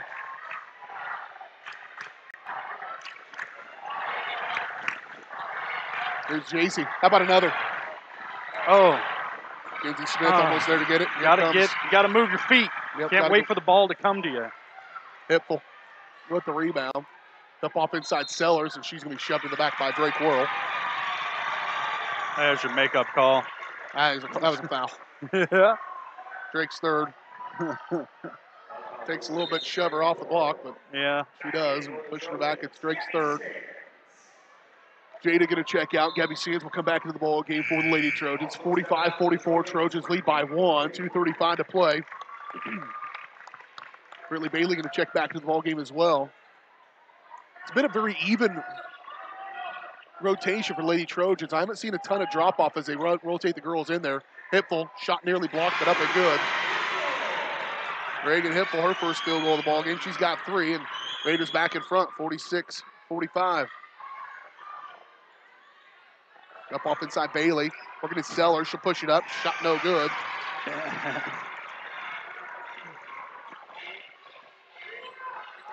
Raiders back in front by 1. 2:11 to play. Not having Lauren Harper may hurt the Lady Raiders. I can tell you this. Here's a 3 by Karma Fields, no good. Rebound by Kenzie Smith. Oh, take care of the basketball. And there's a foul on Davis. Be her second. The team foul number 6 on the Raiders. 2:01 to play.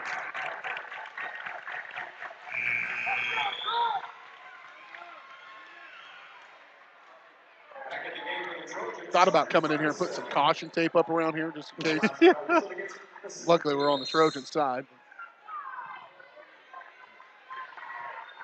Under 2 to play in this third quarter. 46-45, Trojans trail by 1.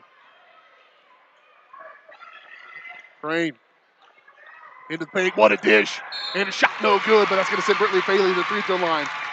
Sometimes I'm more fascinated by her passes than I am by her shot. It's incredible. I mean, there's some heat on them, too. I think Bailey caught that one in self-defense. Well, Britley will go to the free throw line to shoot, too. Either catch it or eat it. Your choice. Her first attempt on the night was the completed and one, and to start this third quarter, she made it. She misses that one. Chance to tie this ball game up at 46 apiece. Missed them both. And rebound pulled out of there by Hipfel. For the Lady Raiders, minute 45 to go in the third quarter. 46-45, Trojans down by 1. Push off right side for Field. She'll pull the trigger on another 3. That one's off the mark. Oh, goodness. I mean, you can't let her have her own area code out there. A little early on my miss, on the miss there. That thing caught. Just lost her. About an eighth of an inch more, and she wasn't going to get it. There's another. Nope, that's going to be another foul on JoJo. Moving screen. Looks to her coach and says, "What am I doing? What am I doing wrong?" Back to a 4-point contest. You know, if they called fouls on the shot as much as they call them out on the open floor. Davis inbound. Fields, long pass up in front again.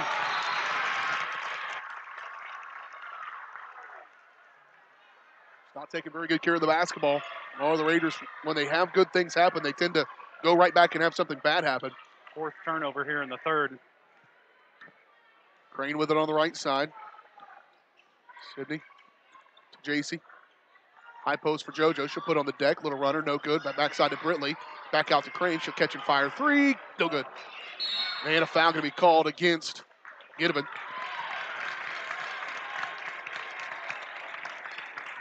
It'll be her first. Team foul number 7, so that's going to send Britley back to the free throw line, this time to shoot 1 and 1. This free throw advantage for the Trojans is only good if they make their free throws. Trojans went 9 of 12 in the first half from the free throw line. Here's the front side of the 1 and 1 for Bailey, and that one knocks around, no good. She's missed her last 3. Rebound by Davis, and she'll push it up the floor. To Fields, dump off inside Ginnivan, working on Bailey. Blocked, good D by Bailey. Cleaned up by Crane. Crane up in front for JC. JC stripped, but still good. Nearly stripped from behind. JC's got 5 here in this third quarter. It's back to a 2-point ball game. 49-47, Trojans down by 2. Fields, dump off inside Ginnivan. Trojans, the Raiders have now lost their post advantage that they may have had with Lauren Harper on the floor on the bench with 4 fouls. Trojans can work for the final shot of this third quarter. It was a 3-point game at the end of 1. Later, Trojans trail by 3. It was a 3-point deficit at halftime by the Lady Trojans as well. Right now they trail by 2. 8 seconds. Sands calling it out. Trojans are not running the play like they'd want.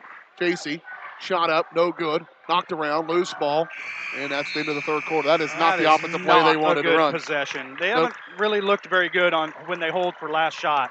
49-47, Trojans have chipped away at least 1. Down by 2.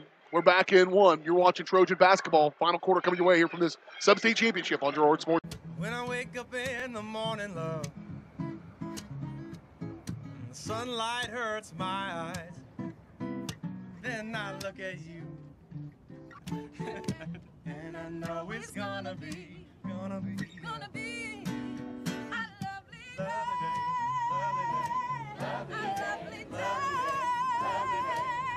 day.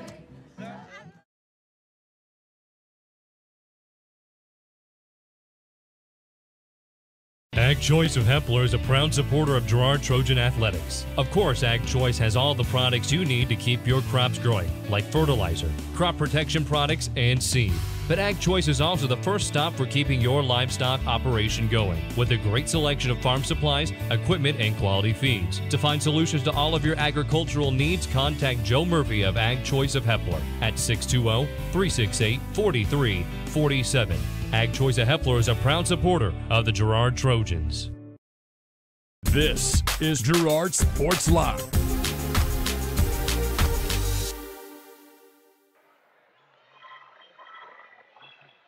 Well, here we go.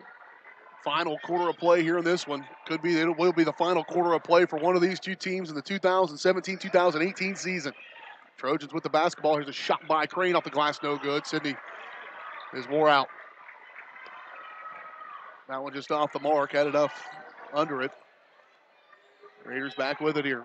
Trojans trail by 2. They grabbed a short lead there in the third quarter. The 5.5-minute mark. Led by as many as 4. Trailed by as many as 4. And right now they trail by 2. 7.5 to play. Raiders going to take a little bit of the air out of the basketball. Slow things down a little bit, which does not really lend itself to them. And on cue, JoJo just got to get out of help. Needed a little help, get out of trouble. Trojans now going to push it. Crane going to run all the way up the floor. Step through with the right hand, good. Left side, right hand, backwards, over your shoulder, why not? Tie ball game again. 49-49. 7-minute mark, fourth quarter.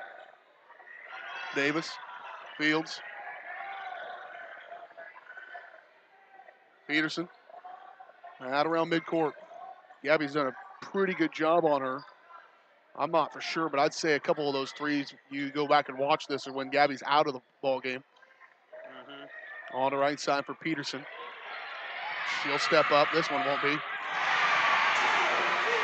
She's got one in every quarter. Just when they come at the right time, too. Yeah, and that's what the Trojans have to overcome is that three-pointer off the glass. You know, I mean, it's that kind of night for the Raiders, and the Trojans are going to have to overcome that if they want to go to state. 52-49, 6:15 to play in the season. For one of these two teams. Up off inside for Valley. She'll step through, hit through, shot no good, but she is fouled, and she'll go to the free throw line to shoot 2. And Jada, by percentage, the best free throw shooter on the team, 74%. Fouls on Ginnivan, too. Ginnivan's her 4th. Those are Ginnivan, the post player, and Harper, a post player, both with 4 fouls, and Jada steps to the free throw line and knocks down the first one. So Stellers will come in. That's their third option in the post. Jada has not had a real big night offensively, but a couple of pretty big free throws by the freshman. 52-51. 6:05 to play in the ball game. Up off right side for Fields. Davis, top of the key. Over to Peterson. Fields, dump off in. Davis, pushing her way through. Great defense by JoJo. No. Out of position, other side of the floor. Yeah, tough break there for Lady Trojans. JoJo, I thought, played pretty good defense. She can't believe it either. She's got 4 fouls. Yeah. Frustration there from her, and Davis will step to the free throw line and knock down the first one. Especially since Davis is just throwing that one up there. 3 for 4 from the free throw line is Davis. She had 13 points at halftime, just 3 points in the second half. She's got 16. Ferguson will sit down. Gabby Sands will come out as well.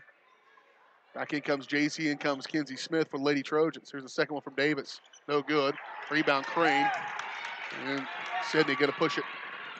Steps through. Little runner off the glass, can't get it to go. Rebound by Jada, and a foul going to be called. Sydney Crane in it once. Sid's fighting through some illness. I mean, still having herself a heck of a ball game. 24 points on the night, I believe. But no, 25 points. But it's a cumulative 2 of this season and the miles she's put on the old treads this year. First one, no good. Oh, man, Trojans, they can look back at free throws. If they don't win this game, free throws. 3:51. Davis, or Jada makes that one. Back to a 1-point contest, 5:39 to play in it. You do not want to be in a nip and tuck here on somebody else's floor. That's the thing. The home field advantage is... Especially not when they're making threes. Yep. Down inside for Fields. Good defense by Bailey. She came up off the ground. Yep. Really jumped. Yeah. Keep those feet down. You're all against Karma Fields. She's got about 3 or 4 inches on Fields. I think if she goes straight up, there's no way she's going to get that shot off. But instead, she jumped a little bit, and that's going to send Fields to the free throw line to shoot 2. Luckily for Lady Trojans, Bailey just with 2 fouls. And Fields misses the first one. Fields on the night from the charity stripe for a 6. Missed the first, made the second. Sands sets her feet 3, no good. And rebound pulled out of there. He just hadn't had the touch tonight. 54-52. Trojans down by 2, backcourt.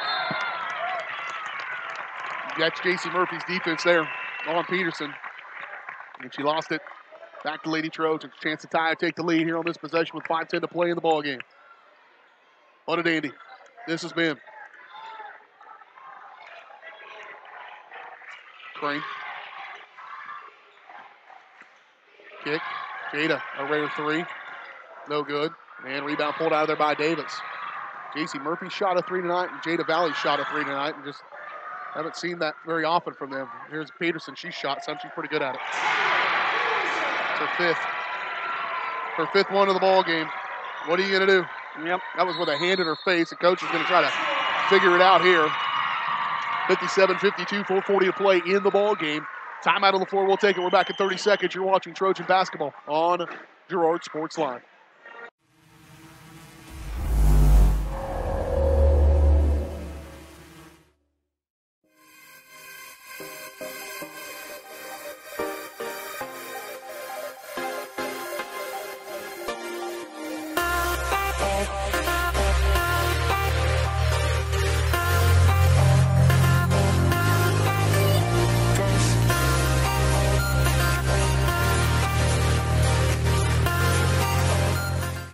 This is Girard Sports Live.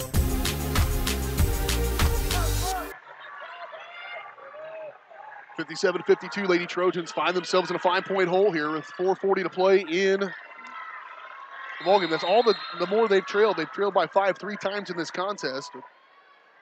This is the latest. Yeah, time's ticking now, though. Crane sets. She's got a good look at a 3. Off the glass, no good. J.C. Murphy fighting for it. Loose ball. Last touch by J.C., and then they're going to call a foul on her. Oh, they call a foul on Davis. Holy mackerel. Wow. That's a big-time break for Lady Trojans. Wow. I did not see that. I mean, they were fighting with it. It doesn't look any different than what we've seen tonight. That's why I was not looking for that foul. Yeah, it looked like a no call to me, but here's J.C. We'll take it. Trojans. Doesn't matter if the Trojans don't make the free throws. Yep, Trojans have struggled from the line a little bit here, especially in this second half.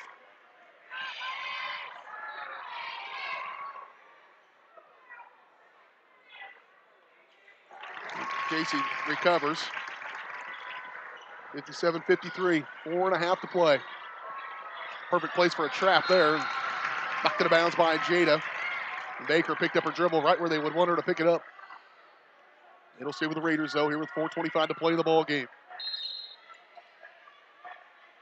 Throw it in deep for Baker. Back to Davis. She'll hold. Yep, they will take their time. A lot of coaching going on. Driving. Oh, Jada nearly jumped that pass. Or jumped that ball. Knocked it out of bounds. It'll stay with the Raiders, though, with 4-11. Still a lot of basketball left to be played here in this one.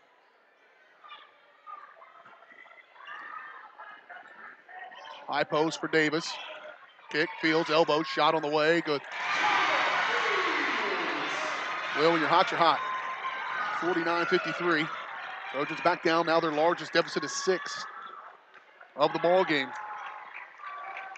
Not a good time to be down by your most. Still a 2-possession game. Lauren Harper, anticipation. J.C. going to foul Davis. And that'll send her to the free throw line to shoot 1-1. Murphy will pick up her 3rd personal foul. Will doubt the eyes of the Lady Trojans.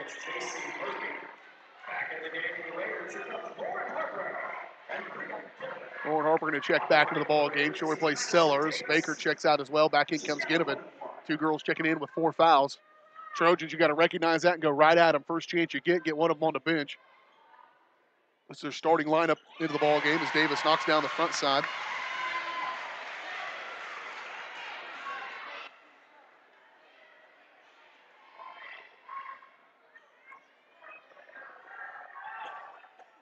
Lady Trojans 6 of 13, or 6 of 14, I believe, in the second half from the free throw line.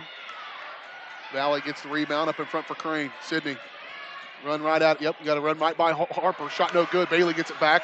That one's no good. Bailey go in. Surprised there's no foul. Knocked around. Crane gets it, steals it back. Sydney off the glass. Good.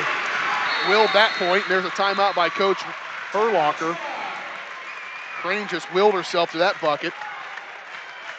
Trojans had trailed by their largest deficit of 7 before that one. Right now they trail by 5. We're back in 30 seconds. You're watching Trojan basketball on Girard Sports. If you're in the market to buy or sell a house, land, or commercial space, look no further than Lehman Realty. Locally owned and operated, Jason Lehman and his staff are ready to meet the needs of every client.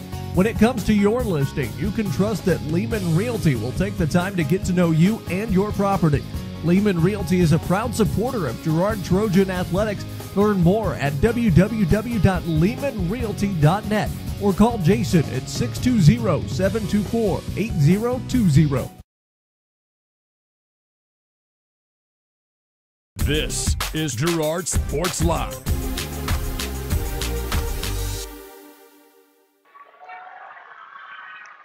Five-point ball game, 3:29 to play in it.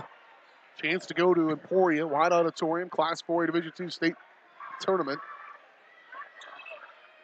Raiders would be an 8 seed. Trojans would be, I think, could be as high as 5, probably 6. Up in front, they give it to Davis. She'll run it out. Shot, good. Trojans get cherry-picked. Coming out of a timeout you called. That had to have been a conversation. Yep. That should have taken place during that timeout. It's only about the 10th time that the Raiders have thrown over the top of the press. Screen by Bailey. Here's a 3 by Crane. No good. Bailey knocking him back, trying to get the rebound. She just driven backwards. Last touch by Ginnivan. It'll stay with the Lady Trojans. Trojans have had the ball bounce their way a couple of times here of late. They just need to get a few balls to go in. Sands to Take Murphy. that shot, JC. We're trying to get it into the hands of Crane. Here's a long 2 by Jada Valley. Rattles it in. We'd like her to get a little closer, perhaps, but you'll take the points when you can get them right now at this point. Go in. It doesn't matter where it comes from. 5-point contest, 2:47. Got to have a stop. Here are the Lady Trojans. Bailey comes out to pick up. Oh, goodness, here's a 3. Not much you can do. Mike Snow has called most of their games this year, said she probably hasn't hit 5 threes all season combined, and here she is hitting 6 in a sub-state championship ball game. 65-57. 8 points, the largest deficit of the ball game for the Lady Trojans.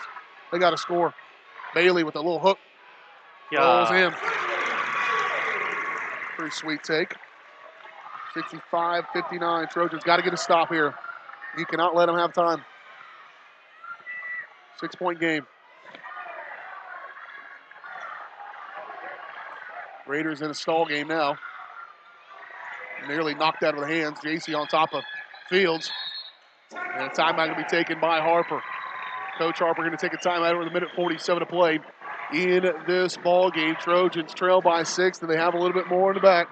We'll see. We're back in 30 seconds. You're watching Trojan basketball. First National Bank of Girard is proud to be the oldest bank in Crawford County, serving the area since 1878. With 139 years of experience, it's no surprise First National Bank of Girard has such a great reputation for quality customer service. First National Bank of Girard is committed to providing the best quality products and services, including online banking and bill pay, loans, CDs, and more. Use the convenient drive-up window or come on in and see all of the friendly faces at First National Bank of Girard, a proud supporter of Trojan Athletics. This is Girard Sports Live.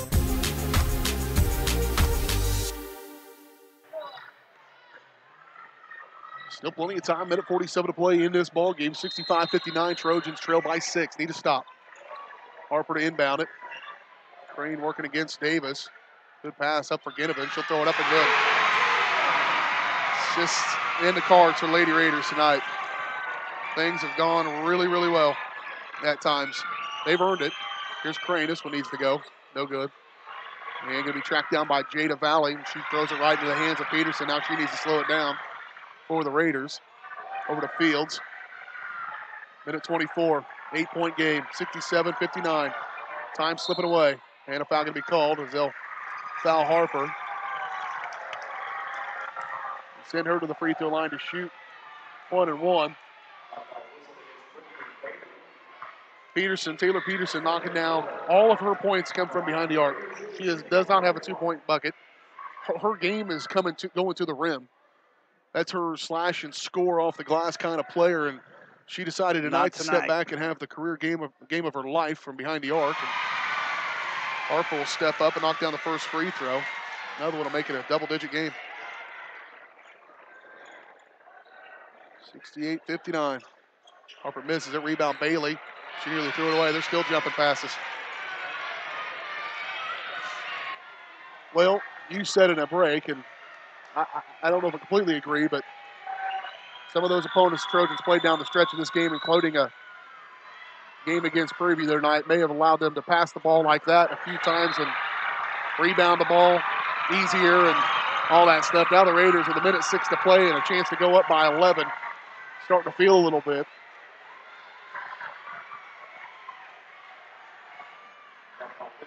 Playing the game where you win 64-19 in substate. You can't do anything about that. That wasn't a scheduling deal. It was just the way things happen. It's not really a game that prepares you for this kind of atmosphere and certainly this kind of defensive effort by the Raiders. Yeah. And it darn sure is going to prepare you for this kind of offense. Closing out the season against Riverton and Oswego doesn't really get you too prepared for this either.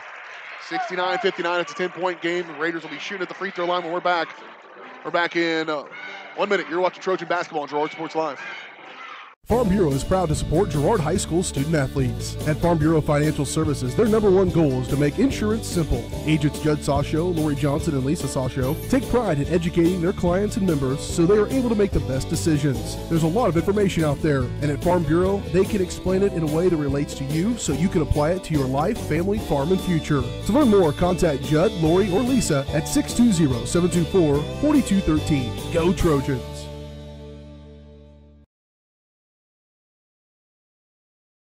This is Girard Sports Live.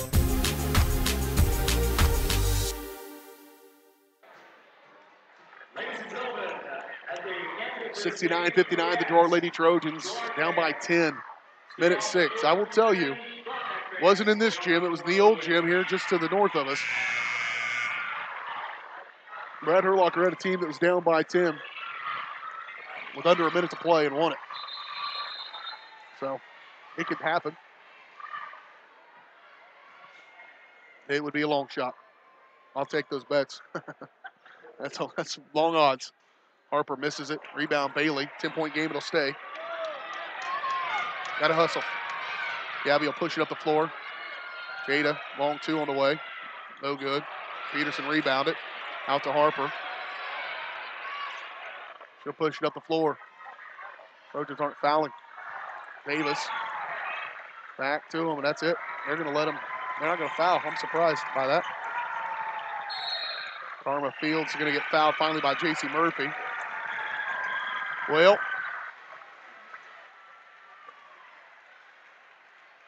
Yep, you said it. Well. Class 4A, Division II defending state champions. Unlikely to make it back to the state tournament here. As Karma Fields will go back to the free throw line here and knock down that one. She's been a big factor for the Lady Raiders in this ball game as well. She's got 17 points, 18 points.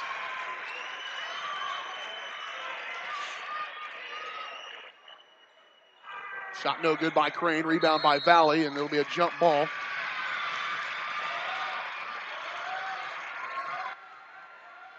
.9 seconds to play. Do have a boys game coming here.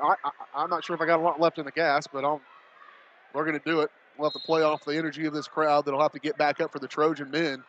They brought a lot of energy to the Trojan faithful here. There's a steal, no, a foul by Crane.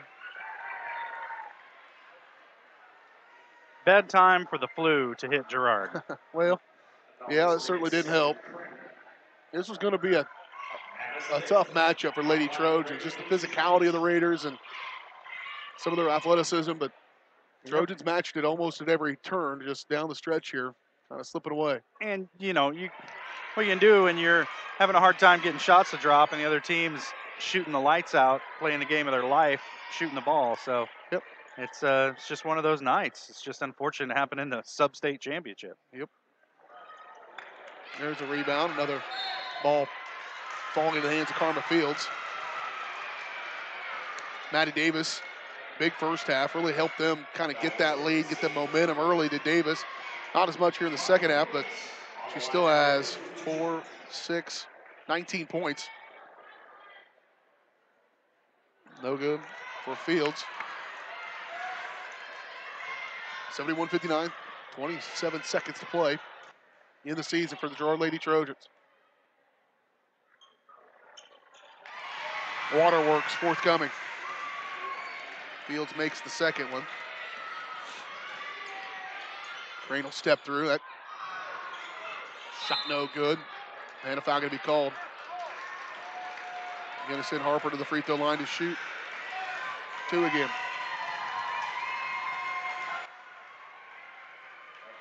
Trojan men will be in action.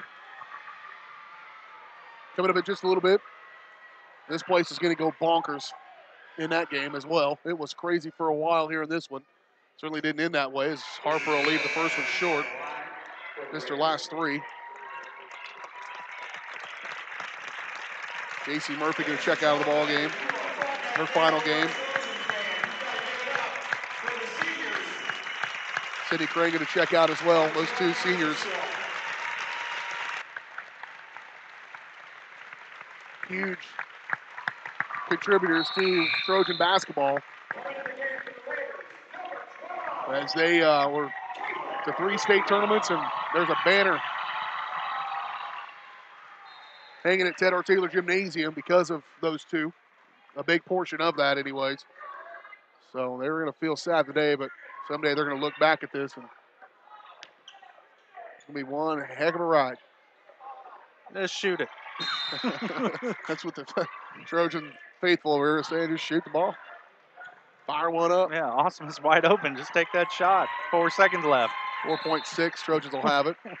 Subs coming in for Frontenac. We'll have the Evans Motors postgame show coming up. Raiders going to go to the state tournament. They'll be the number 8 seed. And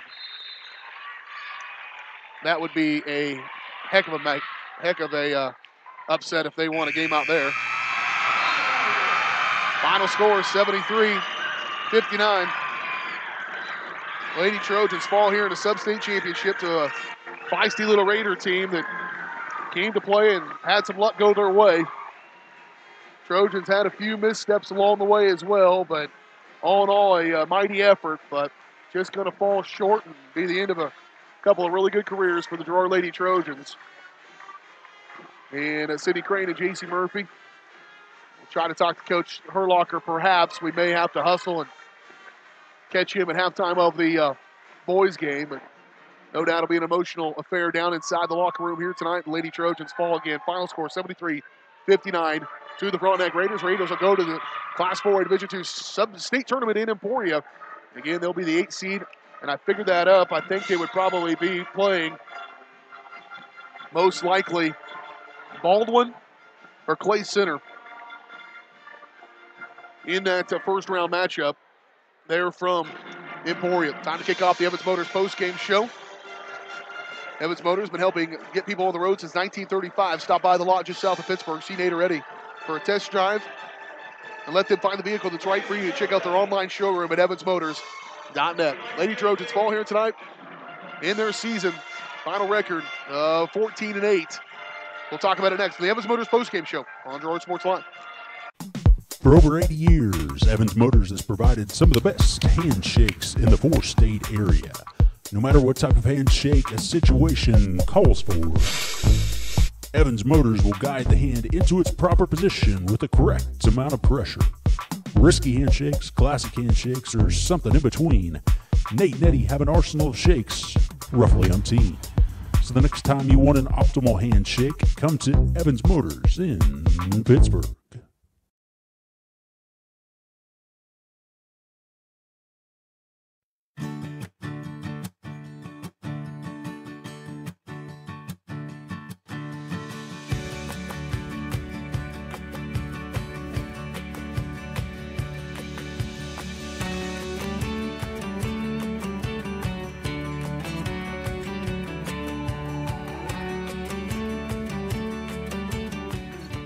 For all your insurance and financial service needs, call your State Farm agent TJ Belcher in Girard today.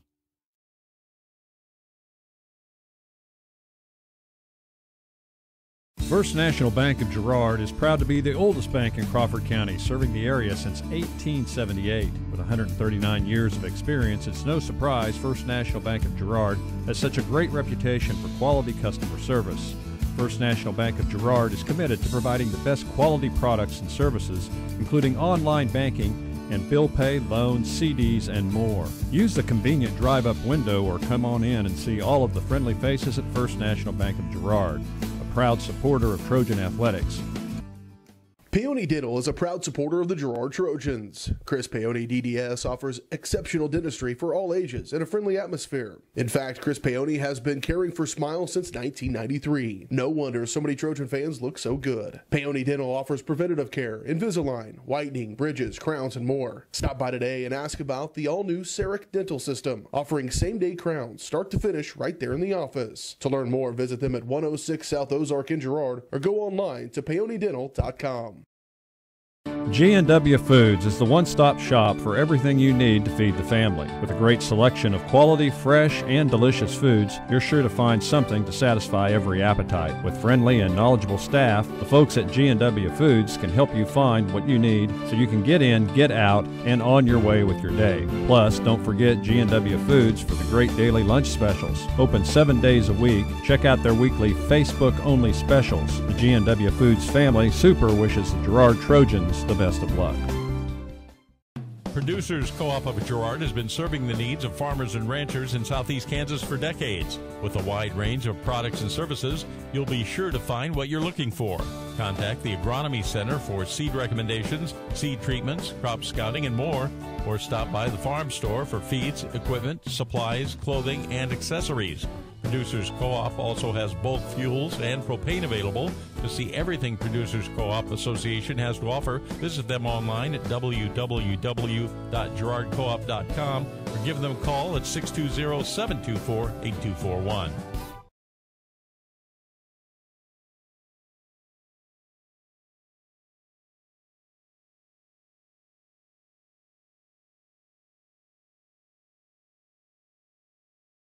Are you in need of post-surgical therapies for yourself or a loved one? The employees of Medical Lodges are here to care for you. With over 50 years of serving the community, they pride themselves on having the therapy experience you deserve. In fact, Medical Lodges is the first healthcare company in the United States to be 100% employee-owned. So when you're at Medical Lodges, you're part of the family. Stop by one of their homes today and feel the Medical Lodges difference. For more information, check out medicallodges.com.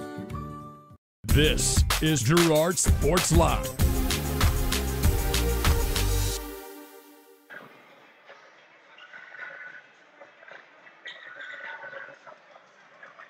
We're back out here on the Evans Motors postgame show. The Girard Trojans, men have taken the court, getting ready to get on the boys' game. Lady Trojans just fell in a tough one, 73-59 to the Frontenac Lady Raiders. Trojans jumped out to a 7-0 lead, lost that lead, and did not lead again until the 5:30 mark of the third quarter. And then they had that. They grew up to as much as 4, but the Raiders come storming back. And I must have missed a mark where the Raiders grabbed the lead back, but they led by as many as 7 there late down the stretch and then just continue to grow that lead as they hit the free throws, some of them down the stretch. And Lady Trojans fall in a tough one here to close out their season. Again, they ended 14-8. That's why you play the games. Raiders will go into the state tournament at 9-13. And again, they will be the number 8 seed. I don't see anybody, unless there could be a couple of upsets. If I'm looking at the bracket here, no, they will definitely be the 8 seed. There is nobody else with that record playing tonight. And so they will go in there and they'll find out. There's a pretty darn good team. Jefferson West, Clay Center, Baldwin, Burlington. If they beat Baldwin, I mean, it's just nuts. Well, really they'll need to team. shoot the ball like they did tonight. And if they do, I'll tell you right now, anything can happen. That state tournament's a funny thing. And Lady Trojans falling a tough one here. Final score again, 73-59. Take a look at your final stats brought to you by our friends at Westridge Assisted Living, allowing seniors to remain active and enjoying their daily lives in a worry-free, stress-free environment. Stop by and see Kathy to learn more about what Westridge Assisted Living has to offer your loved ones. Well, first up for the Lady Raiders, they had 3 girls in double figures. 19 points from Maddie Davis, 19 points from Karma Fields. That's pretty good. But the 18 points from Taylor Peterson, definitely their biggest factor, because without those threes, they do not win this game. All 3, and I don't know, she maybe missed like 3 or 4 of the ones she took. I didn't see them. She didn't miss very many. She knocked down 6 threes in this ball game. That's all 18 of her points coming behind the arc. 4 points from Reagan Hipfel, 7 points from Lauren Harper, 2 points from Bria Ginnevan, 1 point from Grayson Hipfel, and 2 points from Skylar Baker for the Lady Raiders. For the Lady Trojans, 27 points from Sydney Crane. In this one, 9 of 12 from the free throw line as well in her final game for the Lady Trojans. 9 points from Brittany Bailey. Brittany's going to be a good one. If she makes the improvements in the offseason from what she did in the last half of this season and gets ready to go as a junior, and she can continue to improve, she's going to be a good one. She already is. 8 points from Jada Valley, another one that Lady Trojans are going to lean on heavily. Those two will be a core portion of the team next year. 6 points from JC Murphy in her final game for the Lady Trojans. Those girls are going to regroup, and they're going to get onto the softball field. They're going to lick their wounds here for a little while, but I'm sure they'll be back at it ready to go here pretty shortly. They've got a 4A Division II state championship on the softball field to defend as well. 4 points from Kenzie Smith, 3 points from JoJo Ferguson for the Lady Trojans as they fall here in the final score, 73-59. Trojan men getting ready to take the floor as well. We're going to talk to Coach Herlocker at halftime, hopefully, of that boys game. Let him spend some time with his girls. Duty to name our player of the game, brought to you by Brokob Construction. If you're in the market for a new home, call Matt. Matt now will take care of you. Brokob Construction. I hear they specialize in new home construction. They do specialize in new home construction. Yeah. Oh, there they are. Yeah. Yep, they do. To learn more, get a free estimate, call Matt at 620-687-2381. If I was looking through this live read, I should have just got my phone out and looked up his number. But Trojans key players of the game, J.C. Murphy and Sydney Crane. That's a no-brainer. The 2 seniors playing in their final games. Again, part of a Class 4A Division II state championship, part of a team that went to 3 of 4 possible state tournaments for them, and 2 that will not be forgotten for a long, long time. Lady Trojans fall here tonight, 73-59. It's time to kick off the Community National Bank and Trust pregame show as we get ready for the boys' game. Coming up next, we'll hear from the head coach of the Girard Trojans, Rod Westcott, on the Community National Bank and Trust pregame show. In business, serving the area for 30 years. Stop in soon to pick up our very own Girard Trojan instant issue mascot debit card. Community National Bank and Trust, a proud supporter of Girard Schools. Learn more online at mybankcnb.com. Coach Westcott next on the Community National Bank and Trust pregame show on Girard Sports Live. Community National Bank and Trust has been serving the area for 30 years with a strong commitment to the highest quality leadership and banking services. Stop in soon to pick up your very own Girard Trojan instant issue mascot debit card. While you're there, be sure to ask about their ePower checking, mobile banking, and bill pay, and new Guardian Secure checking. Learn more online at mybankcnb.com. Community National Bank and Trust, member FDIC, and a proud supporter of Girard Schools. Go Trojans! Crocan Telephone Cooperative has been serving Girard in southeast Kansas for 65 years. In 1952, we helped our members connect with each other using telephone lines. Today, we connect our members with the entire world using fiber optics. While the technology has changed, our commitment to deliver it to our members has not. Good luck, Trojans, from your friends at Crocan. Check us out on the web at ckt.net. This is Girard Sports Live.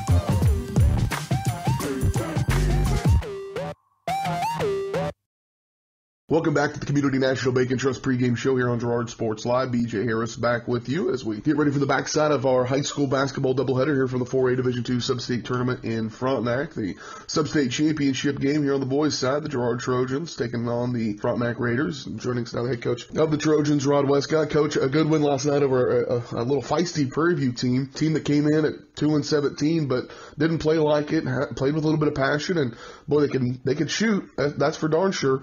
Knocked down 10 threes in that ball games.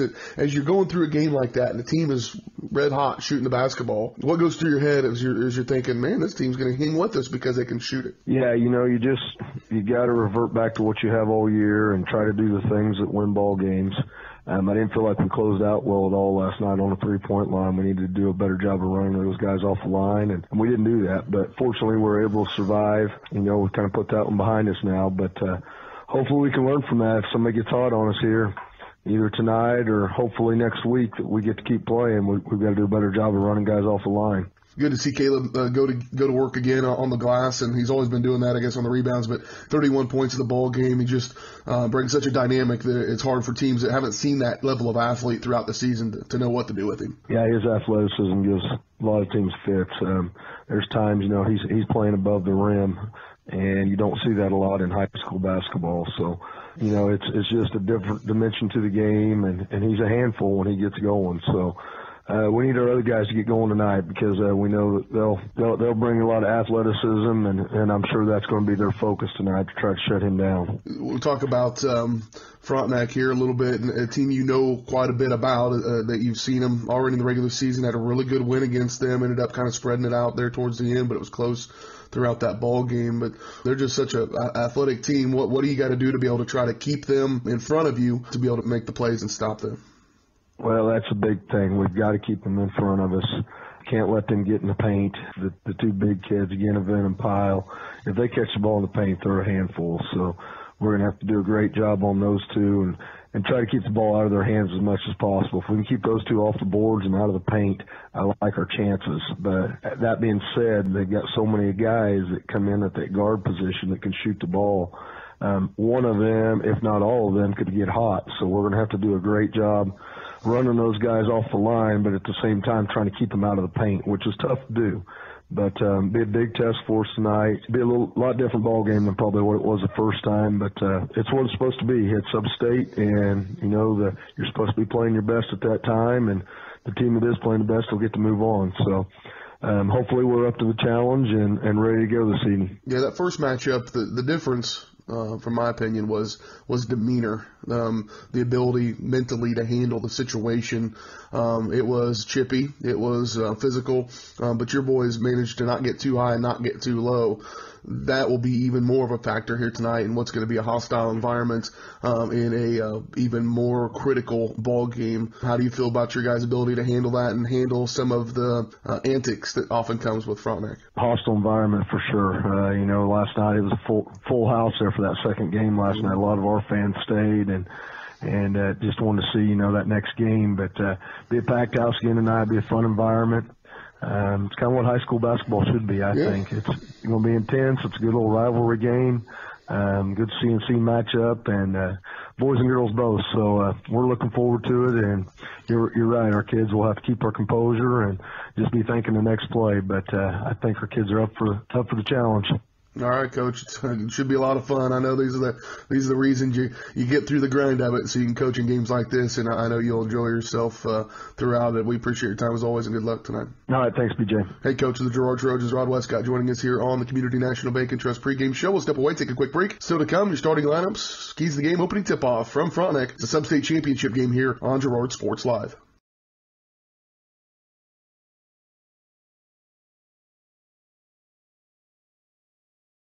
Producers Co-op of Girard has been serving the needs of farmers and ranchers in southeast Kansas for decades. With a wide range of products and services, you'll be sure to find what you're looking for. Contact the Agronomy Center for seed recommendations, seed treatments, crop scouting, and more, or stop by the farm store for feeds, equipment, supplies, clothing, and accessories. Producers Co-op also has bulk fuels and propane available. To see everything Producers Co-op Association has to offer, visit them online at www.girardcoop.com or give them a call at 620-724-8241. This is Girard Sports Live.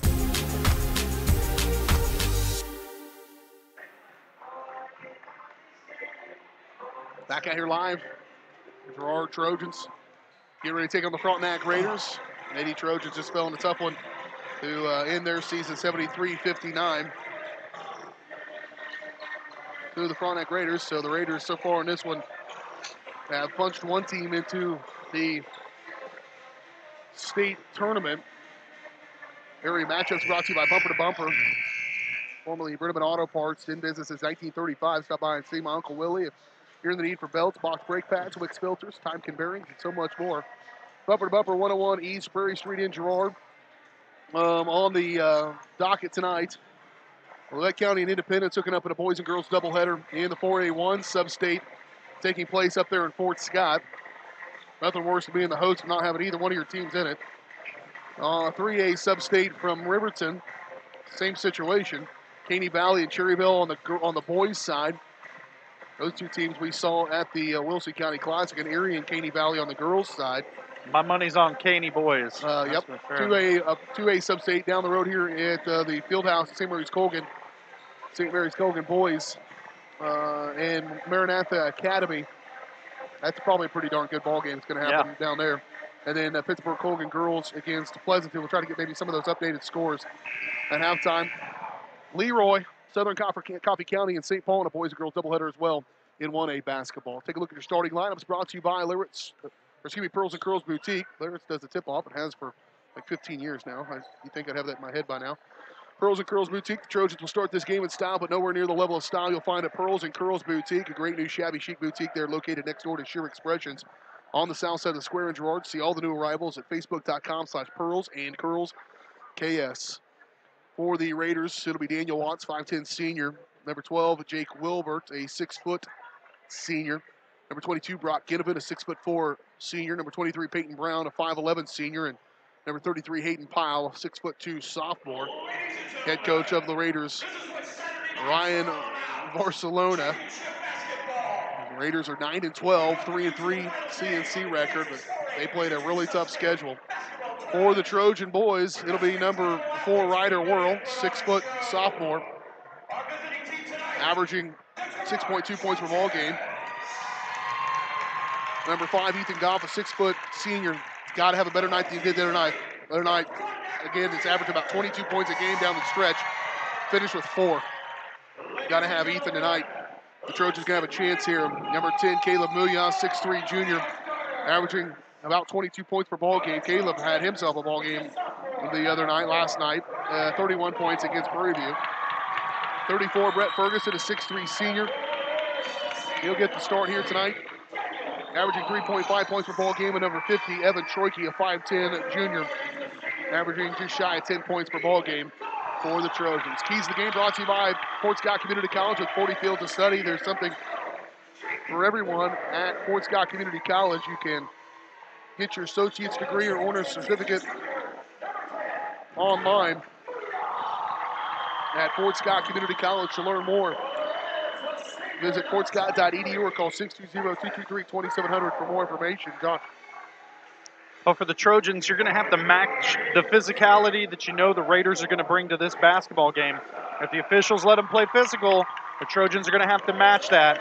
And importantly, they're going to have to deny that entry pass into the post, because you know that's the bread and butter for these Raiders. That's how they get it rolling. They play it inside out. So you got to deny that entry pass into the post.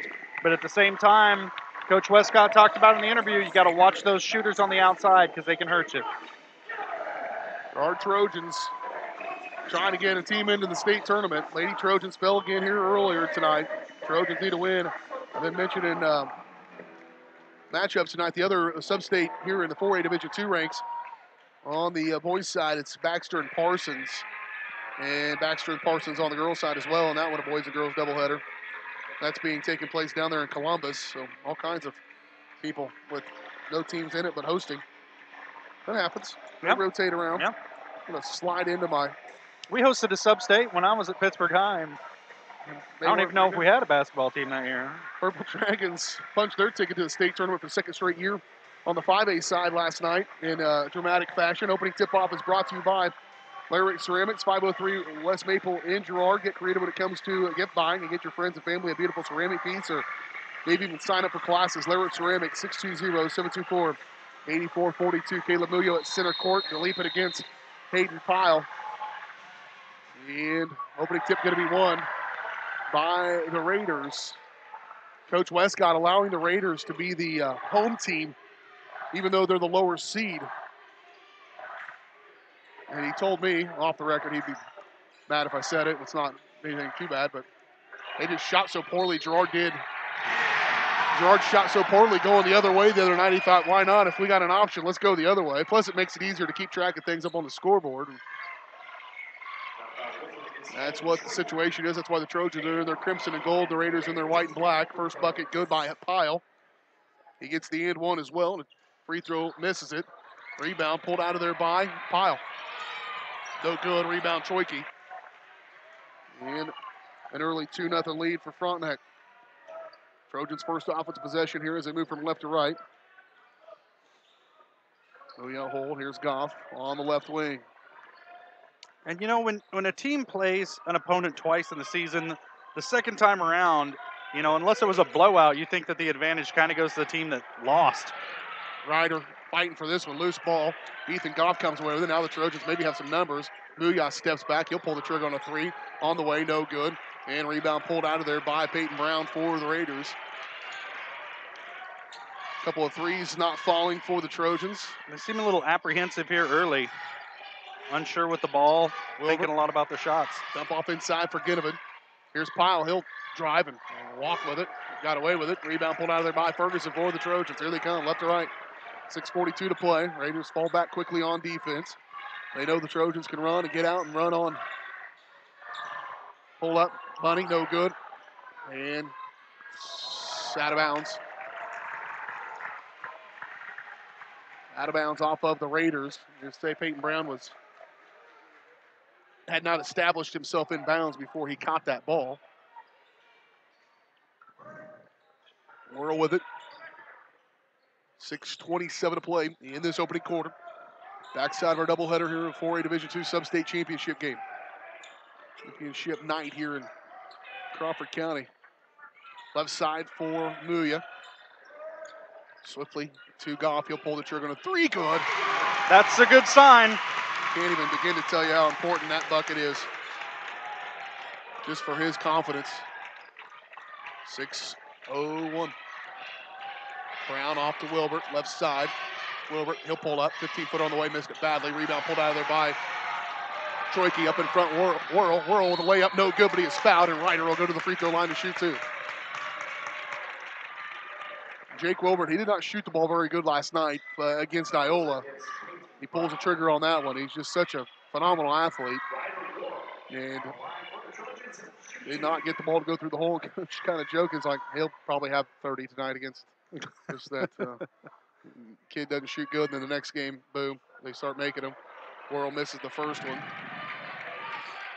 Saw that in the girls' game. Every point so crucial. Taylor Peterson again the girls' game. 6 3-pointers. Shot no good by Whirl, but pulled out of there by Muya. Good rebound there by Caleb. Ryder will bring it back to the top of the key here for the Trojans. Off to Troike on the left wing. Up around to Muya. Different look here, Trojans. Now we'll skip past to Goff. He'll set his feet again, 3 on the way. Move, in and out. Knocked around. Trojans fighting for it. Ferguson with it, long with him. Back to him. Ethan, thought he was going to pull it. Back around, good patience here for the Trojans in the half court. Skip past to Muya, left side. Caleb, that thing on the deck. Yeah, make a move, make a play defense. There's Troike on the corner. Back around, Whirl. Now you got Muya needs to post up Wilbert. Get that switch perhaps here in this zone for the Raiders. Trojans have been very patient. They'll get another look at it. Goff, boy, you had 2 of them go in and go out. Man, I'm getting closer than that. They're letting him have them a little bit, though. Up in transition, Watts, push off, and a foul going to be called against Troike. Way outside away from the basket, but Watts puts it on the deck and draws contact. He'll go, it'll stay with the Raiders. Evan's got to stay out of foul trouble. That's been something that's hampered him at times throughout the season. Pretty important for him to stay on the floor. Dylan Collins going to check into the ball game. He had a couple of big shots the other night against Review last night. Seems longer than that. Here's Wilbert. He'll pull the trigger on a deep 3. No good. And rebound pulled out of there by Collins. Dylan's going to push it for the Trojans. He'll throw it outside for Whirl over to Goff. Back to Collins. Oh, boy, Dylan catches he started that one to shoot it before he caught it. Ethan going to pull the trigger on another one. That one's no good. Carter Doherty just checked in. He'll put it up and in. Carter's just checked in the ball game, and Trojans lead it 5-2, 4:23 to play. in this opening quarter. Wilbert with it on the right wing, right in front of the Frontenac student section. Trojan student section getting loud. Wilbert missed 3 in a row, and he gets fouled on the shot. He'll go to the free throw line to shoot 2.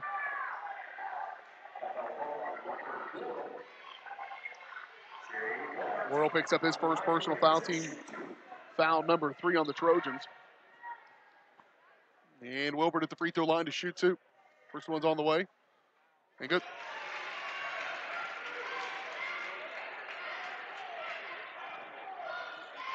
Now, Ethan's pulled the trigger on 3 threes here early. It's time for the pump fake and drive to the hole, because your man's going to be thinking you're shooting from outside all night. Shot 4 of them. Made 1. Yeah. Good rebound there by Carter. First one was good by Wilbert. Second one was not. 5-3. Collins, deliberate attempt. And now here's Wilbert out and running. Down the floor, Wilbert scoop it up with the right hand, good. Got the rebound, went coast to coast. Tie ball game. 3:43 to play. Booyah, not sure if he's taking an attempt yet. Even looked like he was going to take an attempt yet. Here's Worrell, he's open. 3 on the way, good. It's almost like the Raiders are saying, go for it, beat us from behind the arc, we dare you. So far the Trojans have hit a couple. They packed it in inside. Their goal is to keep Caleb from getting the basketball and be physical with him, I'm sure. Wilbert with it. Back around. Here's Watts. Back to Wilbert. Up off inside Pyle. Muyah's on him. He goes over the top of him, though. Pyle's got 4. Back to a 1-point ball game. 8-7, 3 minutes to play first quarter. Trojans on top by 1. Collins with it on the left corner. High post for Doherty. Give to Muyah. Muyah backing, kick. Worrell, another look at it. 3 on the way. No good. Rebound, Dylan Collins fighting for it. Worrell comes out of there with it. And Trojans get another crack at it. And Worrell will step back. At some point, you got to go to the rim. Trojans have fired plenty Especially of threes. when your defender's out of position and running at you.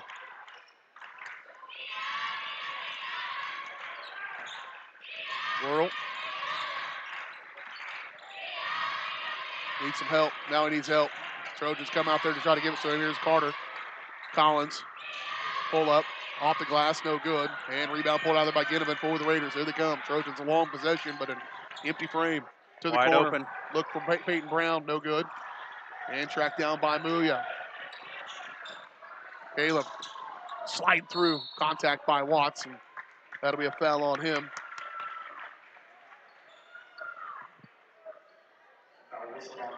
Into the ball game for the Raiders comes Cooper Cleland. He'll replace Watts.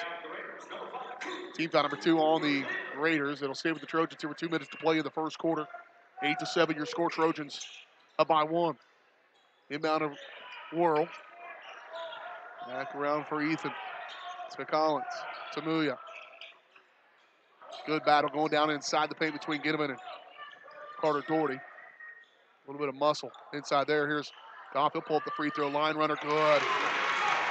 Ethan Goff knocks it down. He's got 5 points. He's beat his total from last night.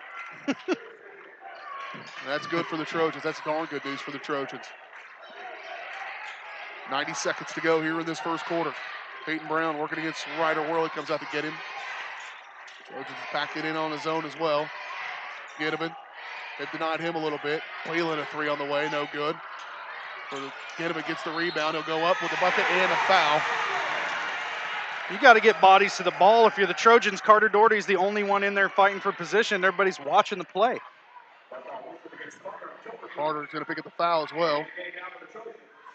First bucket for Ginnivan. His first field goal of the ball game. Minute 16 to play. Peyton Brown going to check out.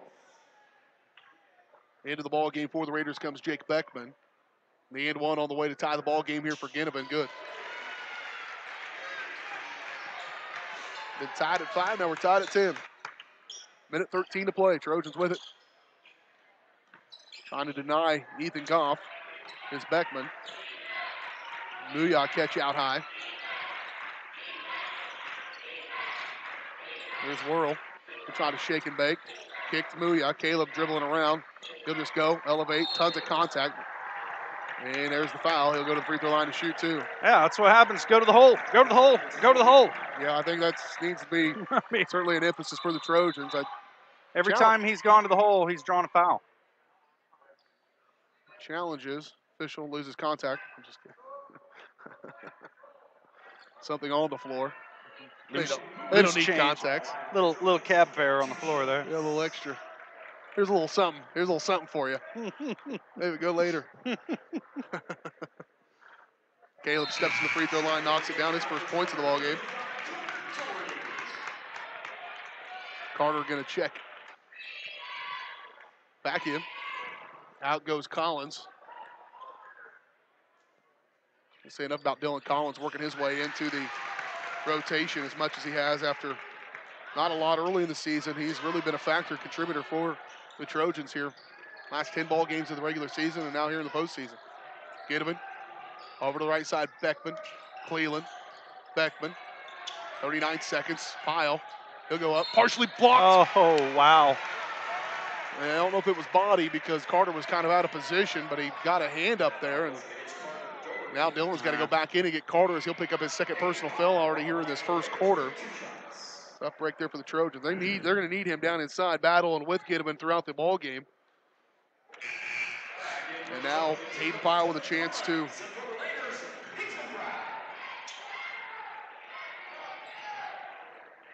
tie the ball game. Knocks down the first one. Missed the second. Rebound Muya. It'll stay a 1-point ball game. 30 seconds to play. See what the Trojans decide to do here. Give off to Muya. Hayden Pyle's drawing duty on Muya, and they're just going to battle it out. He's going to try to deny him the basketball. 18 seconds. Collins.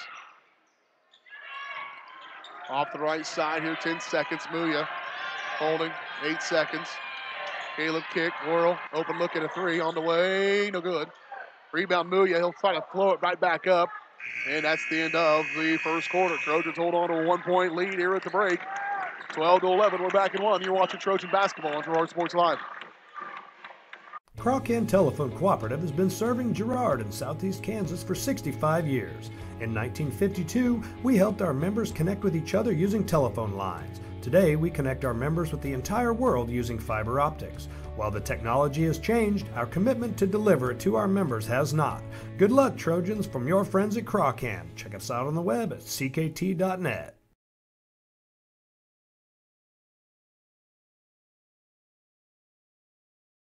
Producers Co-op of Girard has been serving the needs of farmers and ranchers in southeast Kansas for decades. With a wide range of products and services, you'll be sure to find what you're looking for. Contact the Agronomy Center for seed recommendations, seed treatments, crop scouting, and more, or stop by the farm store for feeds, equipment, supplies, clothing, and accessories. Producers Co-op also has bulk fuels and propane available. To see everything Producers Co-op Association has to offer, visit them online at www.girardcoop.com or give them a call at 620-724-8241. This is Girard Sports Live.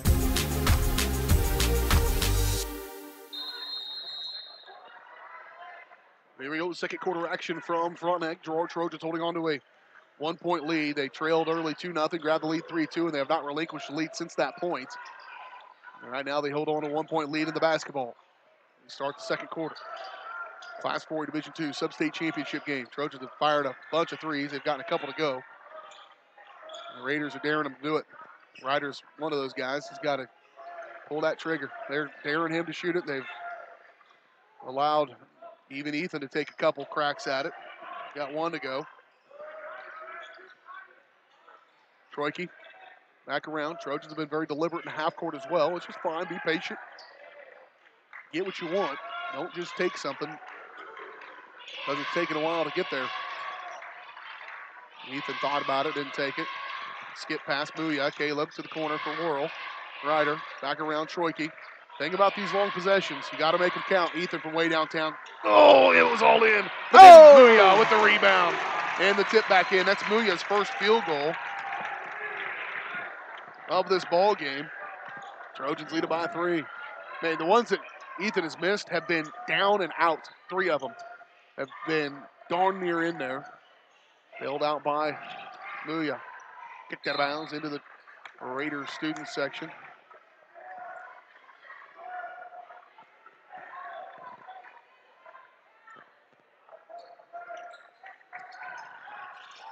Down inside, they go to Ginnivan. They've done a good job denying him into the paint. Beckman, shot no good. Brett Ferguson with the board.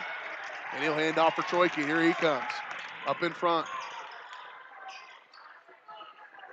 To Goff. Skip past Muya. To Whirl. Ryder. Back around to Goff. Trojans being patient. Troika. Evan needs to be a little more aggressive too. And Brett thought he was going to be. Now foul going to be called on Peyton Brown. Trojans won that game the other night. Evan Troika, he ended up finishing the game with 8 points, but he had 2 going into the fourth quarter. Yeah, pretty quiet 8 points. They were big ones down the stretch when the Trojans were tight there, but yeah. And then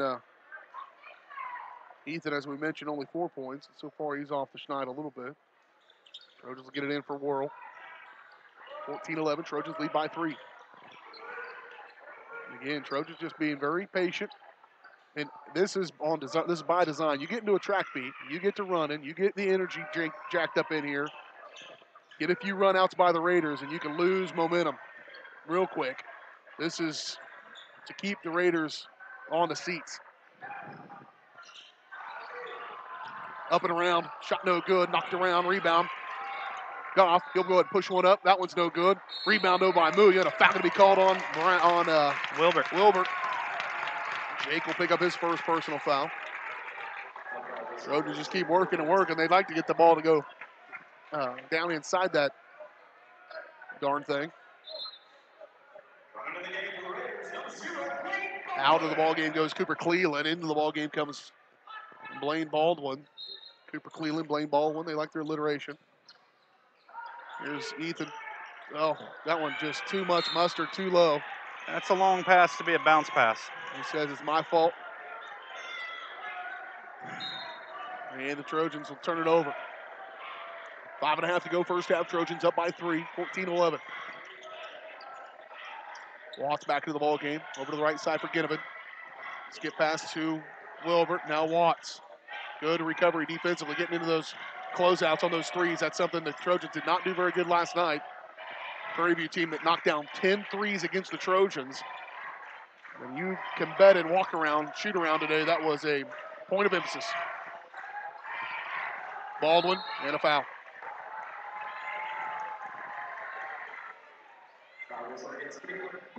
Muya going to pick up his first personal foul, team foul number 6 on the Trojans.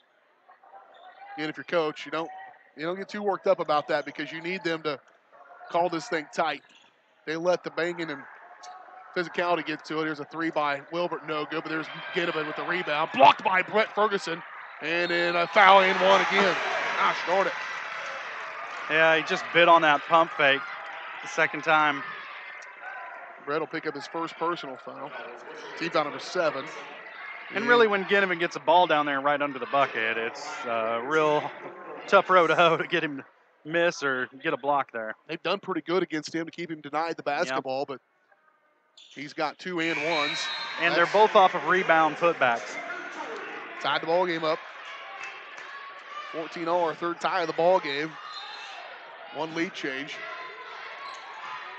4:48 to play in the first half. Pressure going to be applied here in the backcourt by the Raiders. Trojans need to take advantage of it, get a couple runouts here. Get some high percentage shots. They have not taken very many. This usually is one. No good. Got to follow your shot, young man. Up in front, they go to Pyle. Whirl, good defense. Man, Ryder's just so good defensively. Oh, wow. That was a pretty nifty little play there by Hayden Pyle. And the Raiders are in front by 2. Can't do much about that. Not sure why the official stopped it there. Wasn't paying attention. It'll go back to the Raiders, or Trojans rather, here down by 2 now. 4:18 to play in this first half. Ryder will give it over to Muya as they just continue to try to deny Caleb the basketball. That's going to take some energy out of. How long can Pyle keep that up? We'll see. Well, Muya's got to make him work. Over to Whirl on the right side. To Troike. Top of the key for Evan. To the left corner for Whirl. Troike got away with a walk. Elevate from the free throw line. Good. Nice take by That's good to see. Evan. Yep, it is. He gets his first field goal of the ball game. Ties it up at 16 apiece. And they're giving him that little floater in the lane, about an 8-foot, 10-foot jumper. 3:30 to play in this first half. Nice by Evan, jumping that pass. Floats that one up, beach ball style, into the Trojan student section, and they'll give it back, I guess. That's why when you're at a basketball game, you don't look at your phone. You definitely don't do it at a baseball game sitting on the third baseline. No, heck no. Oh, Watts about walked with it. Here's Ginnivan at the free throw line. He'll just pull the trigger on one, leave it short, rebound Muya. Trojans have done pretty good on the boards in this ball game. Here's Caleb. He'll just go down. He'll pull it, dump off. Carter, shot no good, but he is fouled. And Raiders have never seen a foul. They never committed one. Watts. Never. Not in their careers. Pick up his second personal. Team foul number 6 on the Raiders, but he'll send Carter to the free throw line to shoot 2. First one off the back iron, no good. Carter, not a lot of attempts, 50% on the season. Carter had a decent ball game the other night. Finished with 6 points, but his defensive effort was probably the brightest spot. Again, these two teams met in the regular season, and it was a good one down the stretch. Trojans ended up winning it by double digits, but ball knocked in bounds, last touch by the Trojans. It'll stay with, or go to the Raiders. Dylan Collins getting ready to check into the ball game. He does, and replaces. These guys met back on January 30th. Trojans ended up winning at 71-55, but it was a close one down the stretch. Caleb Muya had 27 in that ball game. Ethan Goff 17, and Evan Troike with 13. So I'd love to see those exact same numbers in this one, and you'd have a pretty good chance of winning it. Here's Wilbert, top of the key, dump off inside Pyle. Backing on Ferguson. Good defense by Brett. He'll clear it. Now here come the Trojans. 16-all is your score. Collins, Oral rather. Here's Ferguson. He'll give away to. Man, swing it around to Collins. Swing it to Collins. He's got it on the right corners where he sits. They've kind of got an eye on him. High post for Ferguson. He'll pull a trigger on a free throw line. Shot no good. Knocked around. Brett's going to track it down. Good effort there by the Trojans. Ethan from way downtown. Way not good. Ferguson, though, with the rebound. Brett's going to go up and around. He'll scoop it. Oh! Brett Ferguson with the take. What an effort. Effort on both ends of the floor on that possession. So Brett Ferguson, kid has been fighting the flu all week. Wilbert trying to quiet the momentum. Peyton Brown with it on the left side. On the right wing now for Beckman. Back to Wilbert. He'll slash in. Blocked by Doherty. Oh, wow. Late call. It'll be against the Trojans. That'll send Wilbert back to the free throw line. It's Carter's third. Gosh darn it. Needs to not swipe down at the ball. Keep your arms straight up. It's late in the season. Those little fundamentals, man, make a big difference. McCarter's had some, he started out really hot in this game and got in a little bit of foul trouble. It's kind of taking him out of his rhythm. Wilbert makes the first one. Muya will check back in. Carter, and that's exactly what Coach says. You probably saw it there on your screen. Yep. Looked at him and said, straight up, and then you came down. It's just instinct that makes you do it. Well, when a guy's 2 feet shorter than you. Yep, it's hard. Wilbert makes them both, ties this ball game back up at 18. You just might as well settle in. Just like on the girls' side, until the end, this one's going to be close. No doubt about it. Ryder needs help. Caleb's just going to fight, and then knocked out of bounds. Good hustle there by Peyton Brown. Frontenac, there's a reason why the Raiders went and played for a 4A Division II state championship in football. They've got athletes out of their ears. They can move their feet. They may not have a lot of true basketball players, but they've got some darn good athletes, and that can make up for a lot of woes, a lot of deficiencies. When you're just bigger, stronger, faster than a lot of teams you play. Oh, Dylan Collins. Now he needs help. So just picking up the dribbles without having an idea what they want to do with it when they do that. Minute 12 to play here in this first half. Trojans and the Raiders knotted up here. Just trying to deny their scores is what the game plan is here for the Raiders with some speed. And that's the use of that athleticism. That's what you do. Here's Ryder on the left side. He'll blow past. Kick out for Ferguson. Now here's Collins. To Whirl. Back around. Trojans have had a long possession here. Now Muya will go. And he'll be fouled on the floor. He'll go to the free throw line to shoot two as well. To shoot 1-and-1. Foul's going to be called on Cale Franklin. He'll pick up his first. Peyton Pyle going to check back into the ball game for the Raiders. Yeah, with your big men being in foul trouble like they are, Caleb's got to be a little more aggressive on the offensive end and create these fouls that he's been able to do. Every time he drives the bucket, he's drawn a foul. He just needs to drive more often. Two ways to think of it here is Caleb will step, shoot the front side of a 1-and-1, knock it down. Two ways to think of it if you're the Raiders and the Trojans. The Raiders, you'd say, we've held Caleb Muya to just one field goal and 5 points at this point. The other is you've done that and you're still down by 2. So, then what? 20-18, Trojans trail or lead by 2 with 40 seconds to play. Under 40. Right side for Beckman. To the corner for Ginnivan. Wilbert catch. Long 2 on the way, left it short. Rebound. Ball just bouncing around everywhere. And Trojans get another crack out of it. Ball's round. The rim is round. You'd think that ball would have consistency coming off of it. Sometimes it just doesn't. Wilbert, he'll drive. Out of control, but Ginnivan. Shot no good. Pushing it on Brett Ferguson. Now finally a foul going to be called. Brett just couldn't get out of there. And he'll go to the free throw line to shoot 1-and-1 with 2.7. That's a big mistake by the Raiders to get that foul. And they get that on Peyton Brown as he'll pick up his third personal foul. It's a big one. And so Brett will go to the free throw line to shoot 1-and-1. Brett on the season, 9 of 20, 45%. Chance to put the Trojans up by 4 here as we head into the locker room, though. Knocks down the first one. Does Ferguson. Brett's had a couple big minutes here. Close out this first half. Girard National Bank halftime show coming your way next. We'll recap this one. We'll talk about that girls game as well. Ferguson missed it. Hayden Pyle will get a 3-quarter court look at it. And that'll be no good. Trojans lead by 3 at the break. 21-18 your score. Trojans up by 3. We'll talk about it next here on the Girard National Bank halftime show. Girard National Bank bringing community banking at its best.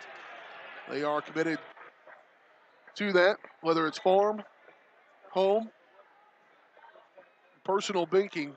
Turn to Girard National Bank. Girard National Bank halftime show. The Trojans lead it 21-18. We're back to talk about it next. You're watching it here on Girard Sports Live.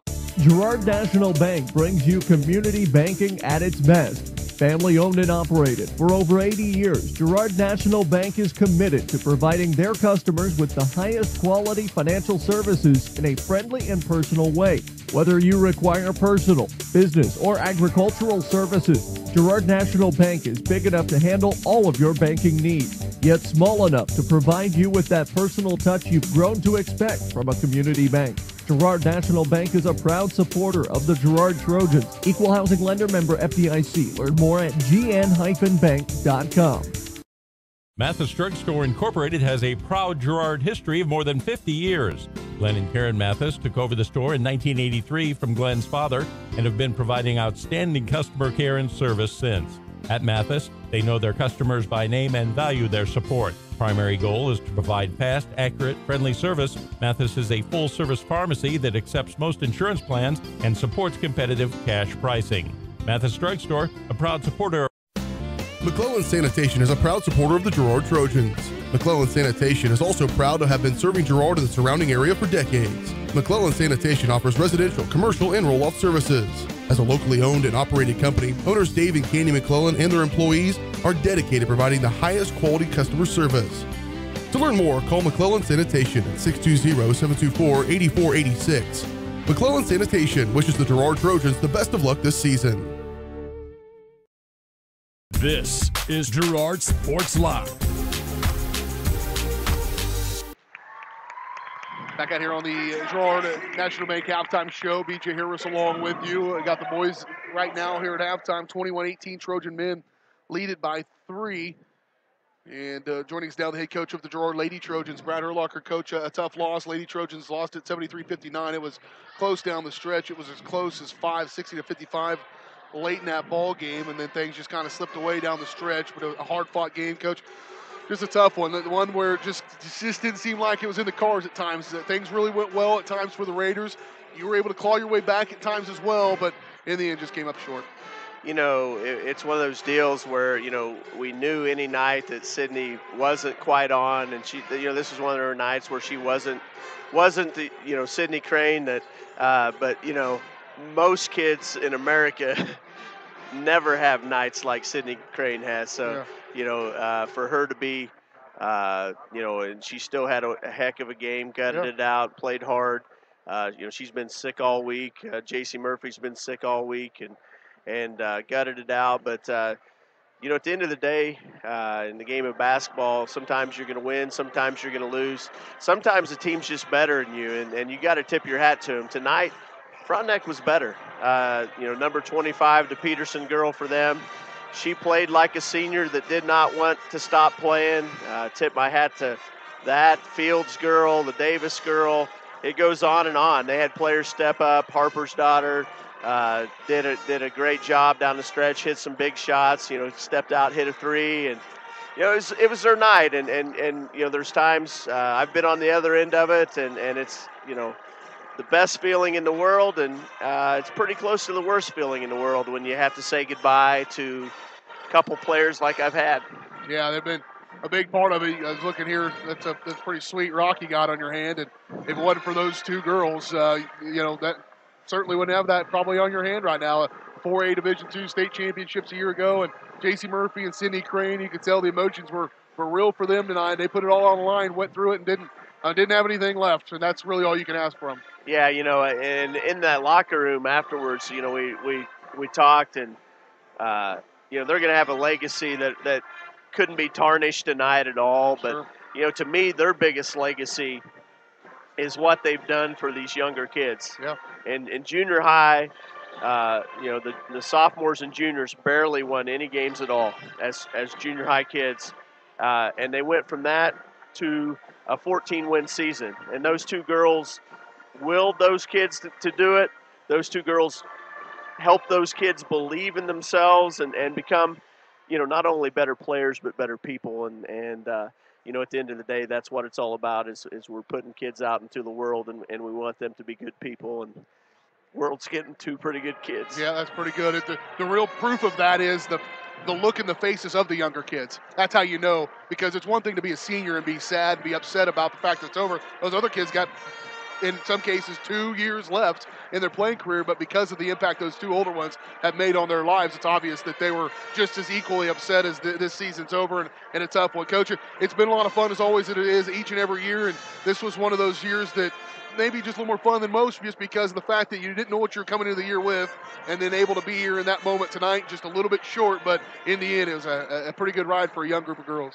You know, our mantra down the stretch last 8 games was we're all seniors. Yeah. And those younger kids bought into that, and they wanted as bad as I did for those kids. You know, they deserve to go out on top. But again, it was Frontenac's night tonight, and can't thank you enough, BJ, your partner in crime here. You guys did a great job of covering our games this year. Just, you know, a lot of people out there that you know, for whatever reason can't make it to basketball games.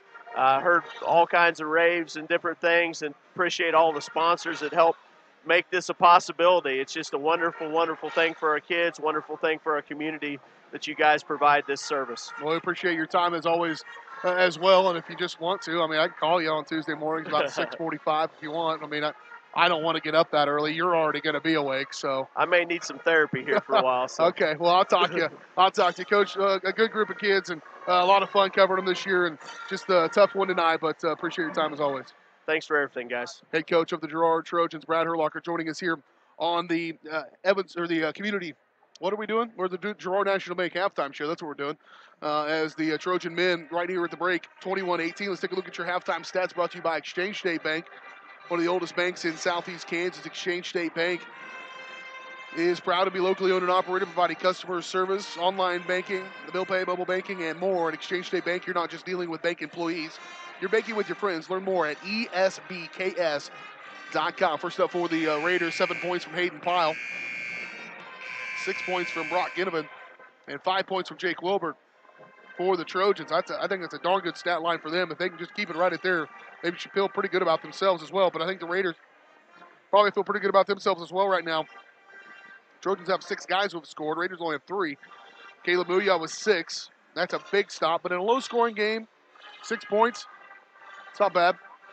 5 points from Ethan Goff. A couple big shots trying to get his confidence back up. And then 3 points from Ryder Worrell, 3 from Brett Ferguson, 2 from Evan Troike, and 2 from Carter Torty. Trojans left some out on the floor as Caleb went 4 for 4 from the free throw line. But Carter went 0 for 2. Ryder went 0 for 2. And Brett went 1 for 2, so got to make your free throws. The tie ball game, 21-18 is your halftime score. Trojans on top. Take a look at your Kennard Eye Care on the game, kind of going backwards here, but Kennard Eye Care takes the support from their community. They've nearly doubled their space and extended their hours with locations in both Pittsburgh and Girard. Kennard Eye Care, the clear choice.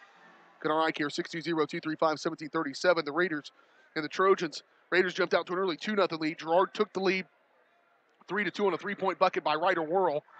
And then the Trojans spread it out to as many as 3, led by 1, 12-11 at halftime, or at the end of the first quarter, rather. Trojans spread their lead out to as many as 3 again, 14-11, and then it's just been tight the entire time. Raiders did grab the lead briefly, 16-14, with 4:18 to play in the first half. The Trojans tied it at 16. Raiders led 18-16. Trojans tied it at 18, and then the Trojans took the lead 20-18, and right now they lead at 21-18 at the break. And so far in this first half, we've had 1, 2, 3 lead changes and 1, 2, 3, 4, 5 ties in the first half. 21-18 is your halftime score. We'll take a quick break, come back. Second half coming away next on Girard Sports. Thanks to your support, Kennard Eye Care has expanded. With double the space, they offer more exam rooms, larger optical selection, and extended hours to fit your schedule. And with the latest technology, they can quickly diagnose any eye-related issues. All patients are welcome at Kennard Eye Care, the clear choice for your family's vision. This is Girard Sports Live.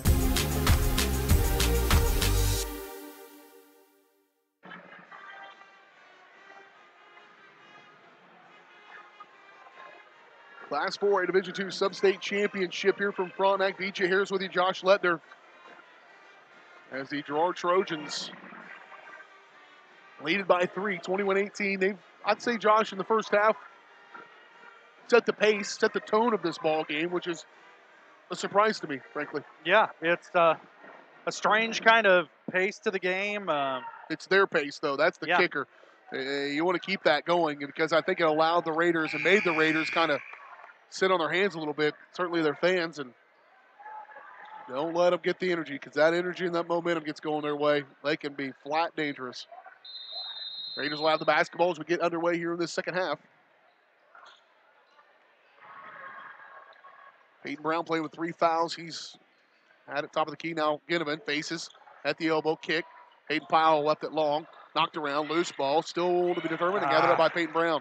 Watts, 3 on the way, too hard. And a lot of contact, and just at the last minute, Jake Wilbert laid off of Worrell. Going the other way, Troike with it on the right wing. Trojans get a stop on the opening possession of this second half. Worrell with it on the left wing.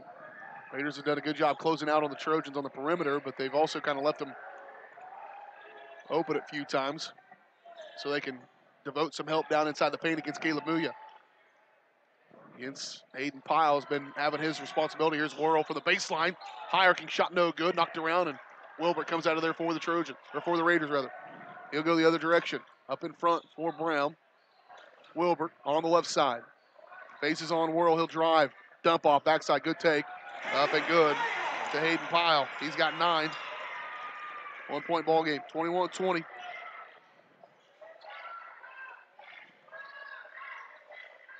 Top of the key for Ferguson. 6:46 to play in the third quarter. Opening couple of possessions here in the second half. Off to Troike. Catch, fire, 3. Good. Swish. It looks so good coming out of his hands, too. He just doesn't take very many of them. And it's a good one there for the Trojans, 24-20. Would you believe me if I said that's the largest lead of the ball game for either team? Wow. That's why a sub-state championship's supposed to be. Watts says not for long. And he's going to make it back to a one-point game. Daniel Watts drops in the triple. Trojans still in front by one. Troike, catch, elbow. They just clear out. Now whirl. Back to Evan. Top of the key. Kick high post for Ferguson. He'll face. Nearly lost it. Gets shoved to the ground by Ginnivan. Now Troike back off for Ferguson. One drip. Step through with the right hand. Good. Holy mackerel. Brett Ferguson, his 2 field goals have been beautiful ones. 26-23. I mean, that one he made down here I thought was pretty nifty. That one maybe matched it or beat it. Here's Wilbert on the left wing. He's going for a degree of difficulty. Maybe. Can he bottle up points? Get him, and Trojans get 4 on him. Still gets fouled. Brock, probably the best athlete in the building right now. 6'4", 235, 240 range. Solidly built. Still fast. Jump. And right now, he's also the biggest player on the floor, so he had no problem pushing Muya off the block there. All that contact was initiated by Ginnivan, but unless Muya takes the charge there, he's going to get the foul call every time. He's 3 for 3 for the free throw line as well until right then he missed it. Muya gets the rebound. 26-24. Caleb going to drive, kick. Another look at a 3 for Evan Troike, no good. Oh. And a rebound pulled out of there by Pyle. Here comes Watts up the far side. He'll give way to Pyle, and he'll walk. Oh, my gosh. I didn't see that. I looked away for a split second. Really bad call. Oh, boy. I always see the bad calls. Why the heck I missed it? No. God. Just a tough break there for the Raiders. If you don't know, that's when you just keep the whistle in your mouth. Yeah. Top of the key here for Troike. They're not paid by the whistle, are they? No, not so far. To Ryder, baseline jumper, no good. Ferguson tipped it just enough to get it in the Whirl's hands. Here's Troike, he'll scoop off, and good defense again. And Ginnivan going to get called and shove it. He's just been pushing on Brett down low, and he gotten away with it so far tonight, and that time he won't. He'll pick up his first personal foul. Team foul number 1 here on the Raiders. Trojans still lead by 2, 26-24, 4:48 to play third quarter. Inbound to Muya, another contact foul going to be called on, maybe on Ginnivan.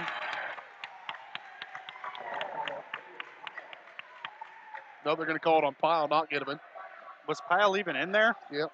I don't know. He got it. Here's Whirl. Little bunny, no good. Rebound, to be determined. And Wilbert comes out of there with it for the Raiders. 4:39 to play. Trojans still holding on to a 2-point lead. Wilbert to the lane. And a foul going to be called on Ferguson. Brett's got to go down to the ground on that one. He may have gotten the call had he done that, but instead he just kind of stumbles backwards.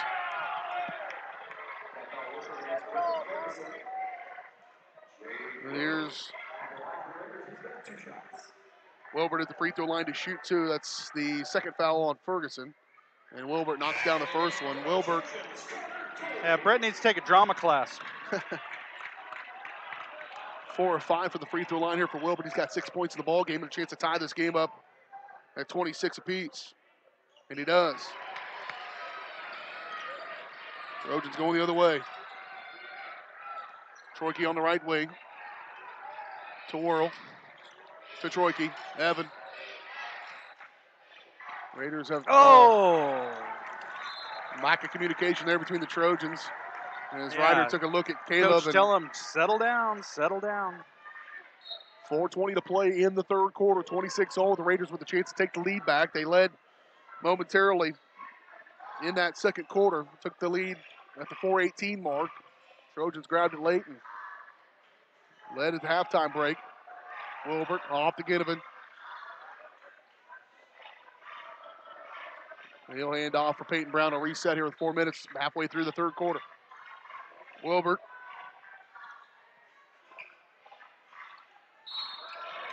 And a foul going to be called on the floor. Sorry. Oh, Carter's going to pick up his 4th. Good night. I don't understand the touch calls on Girard's big man, and then on the other end you allow an absolute mugging to occur on every possession. Possible. It couldn't be the worst time for him to pick up 4 fouls in the night. Inbound it to Watts. Well, Girard's going to have 5 guards out on the floor here. Stripes have their way. 3 by Brown, no good. Rebound by Whirl. Trojans lucky the Raiders men aren't hitting the shots like the ladies did. I don't think I've ever seen anybody hit shots like the Lady Raiders did. Timeout to be taken by Coach Westcott. Timeout here with 3:35 to play. All knotted up at 26 apiece. We're back. In 30 seconds, you're watching Trojan basketball here on Girard. Are you in need of post-surgical therapies for yourself or a loved one? The employees of Medical Lodges are here to care for you. With over 50 years of serving the community, they pride themselves on having the therapy experience you deserve. In fact, Medical Lodges is the first healthcare company in the United States to be 100% employee-owned. So when you're at Medical Lodges, you're part of the family. Stop by one of their homes today and feel the Medical Lodges difference. For more information, check out medicallodges.com. This is Girard Sports Live.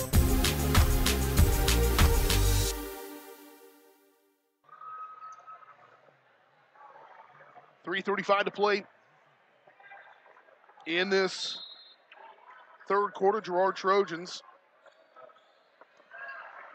all tied up at 26 apiece with the Frontenac Raiders, Class 4 Division II Sub-State Championship game here from Frontenac. Off to Whirl on the left corner. Brett trying to show down in low. Troike going to blow through, kick. Whirl, another good look at a 3. Good! Ryder pulls down another 3. It's his second of the ball game. 29-26, 3:08 to play in the third quarter. Watts with it on the left wing. Up off inside. Hayden Pyle will put it up and in. He's got 11 points.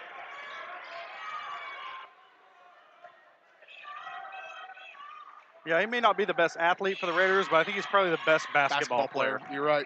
Oh, too much there. Don't leave your feet to pass. Yep. Coach trying to argue for a tip ball. Coach came out with a shirt and tie, didn't go with the jacket because so often he comes out with the jacket. It lasts to about the 7:57 mark of the first quarter. And up and around. Got to deny that entry pass. We talked about it before. They're just feeding it right down to him, no problem. Frontenac back with the lead here, 30-29. Trojans with the basketball. Troike catch and fire. 3, good! Evans made a couple of threes here in the second half. It's helped the Trojans maintain the lead, at least for the moment.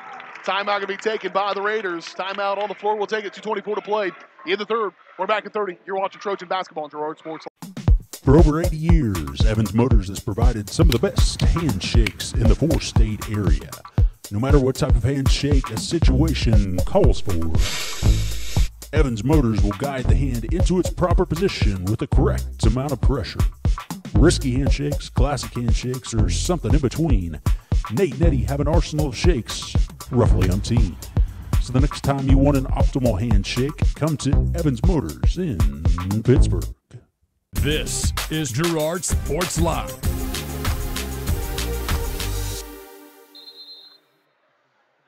.32-30, Girard Trojans on top here with 2:23 to play in the third quarter. Raiders with it. Wilbert slashing. High off the glass. Good take there. Jake Wilbert. His first field goal of the second half, but he's got 9 points. And it's back to a tie ball game. 32-32. 2:06. Here's Troike slashing, and he's going to be fouled. And the bucket. And a foul. We'll talk about some strength.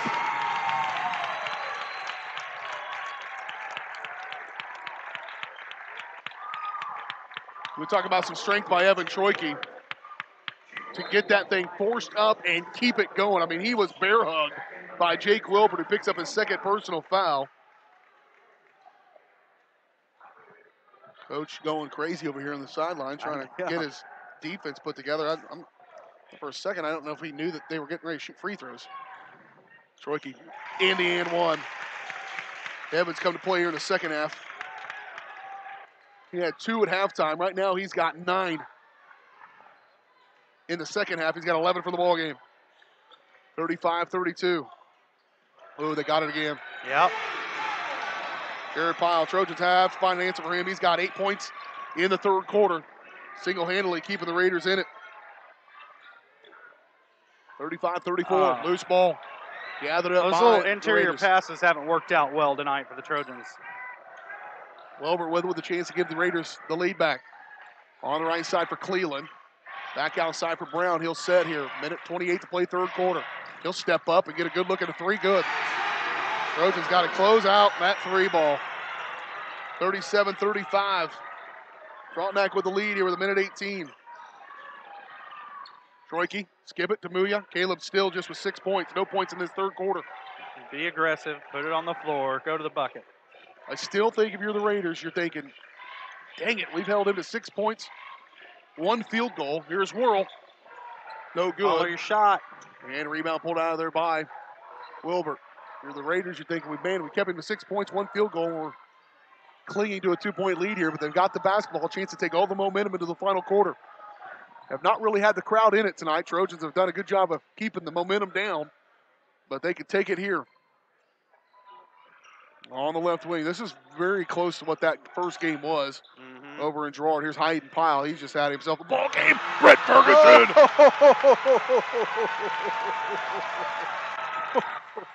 Just blocks him into the end.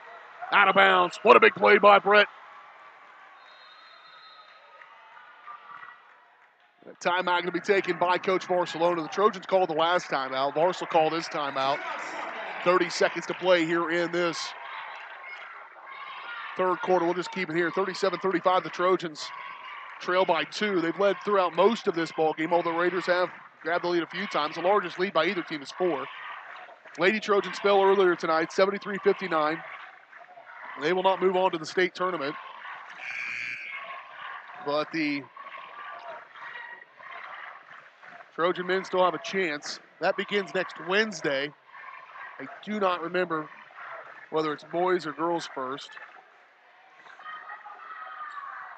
But it will begin next Wednesday in Emporia. We'll be headed out there regardless, Josh.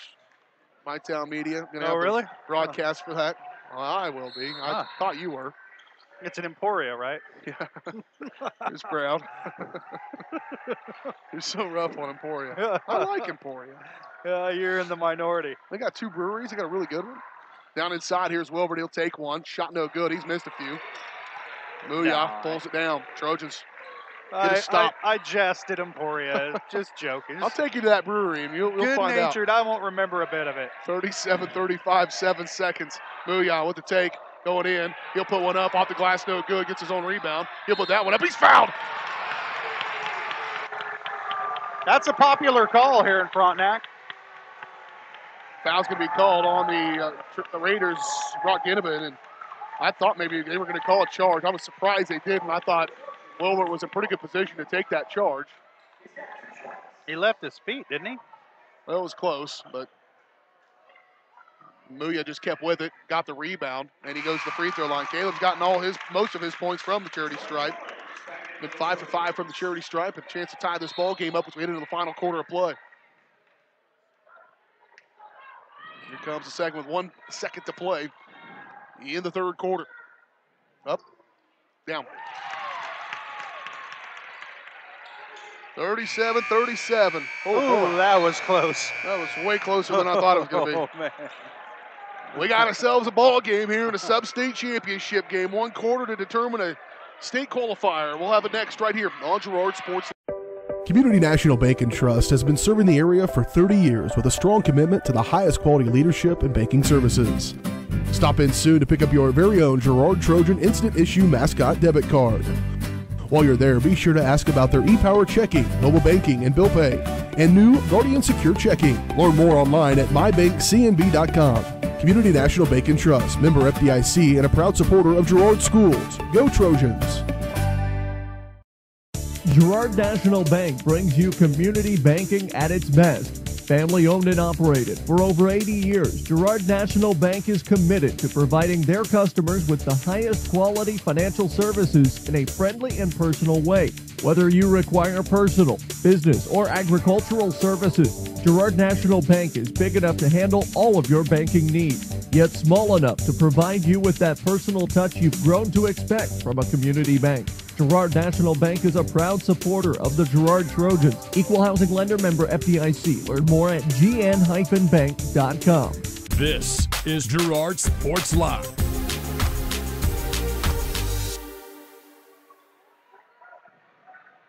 Here we go. Final quarter of play here in this one. Class 4A Division II Sub-State Championship. The Girard Trojans, Frontenac Raiders. We played 3 quarters. We've determined nothing. 37-37 is your score. Trojans led by 1 at the end of 1. They led by 3 at the end of halftime. And they are all tied up at 37 apiece here after 3. Trojans with it as we come out of the timeout. Every possession matters. Every point matters. From here on out, the Raiders have done what they wanted to do against Caleb Muya, but they have not kept him down. Brett Ferguson, Johnny on the spot. He'll get one up. No good. And rebound pulled out there by Peyton Brown. Trojans get an empty frame there. They've been pretty physical with Caleb down inside the paint and gotten away with it. That's the MO for a lot of teams. That bothers me when officials take, oh, this player's really good, so I'm not going to call any fouls against him. You know, I mean, it happens. He's been to the free throw line more than anybody tonight, but but he's been fouled an awful lot. 6 of 6 from the charity stripe. Here's Wilbert. He'll elevate. 3 on the way. That one doesn't need to go down. If it does, this place is going bonkers. As he goes, as the Raiders go, he's probably 3rd most important from an offensive standpoint, but from an emotional standpoint, he's number 1. Scoop off for Troike. Evan to the corner. He's got 2 threes already in this ball game. Missed that one badly. Ferguson just swats it out. Brett was out of position. Brown up, shot is no good. Rebound, Muya come out of there with it, and a foul going to be called on. Oh, no. You can't call a held ball on that. They called a foul. You can't call a held ball on that. They called a foul on Jake Wilbert as he'll pick up his 3rd. Raider Nation didn't like it. You can't go through the man to get to the ball.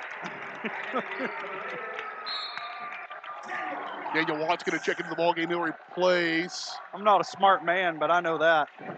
Cooper Cleveland. Coach Barcelona leaves him in the ball game. 3 fouls, 6:44 probably. Yeah, you pretty much gotta. The 5th team foul on the Raiders. 6:42 to play. Trojans with it, still tied up at 37 apiece. Oral with it, top of the key. Off to the right wing for Ferguson. Brett needs help now. Back outside for Muya. Raiders student section getting into it. Nobody's on. Here's Troike showing. Oral. Ryder will pull it back. Kick ball. No kick save for Watts. That was a nifty move. He kicked it up to himself? Yeah, head to the other direction. Wow. 37-37, 6:13 to play in the ball game. Trojans and Raiders. It's perfectly legal down at the Y. Shorkey back with it. Oh, thought about it. Maybe got away with a walk. And there's Wilbert hacking it on Ferguson. He'll kick it back out. Brayton Brand comes out of there with it. And Brown will pull back. He didn't have numbers. Off the Watts, back to Brown. And now the Raiders will reset here. Nobody looking to take control of this ball game right now. Ferguson and Ginnivan. Brett is having himself a ball game down inside. Just battle with the bigger Ginnivan. Watts pulls the trigger on a 3, no good. Trojans will track it down. Raiders are a team that can shoot themselves into a game. They can shoot themselves out of a ball game. Trojans are just a little bit more consistent offensively, but tonight it's been anything but. Here's Muya, catch baseline. Trojan guards need to be a little more aggressive driving on the perimeter. You've got foul trouble on Wilbert. Make him defend you.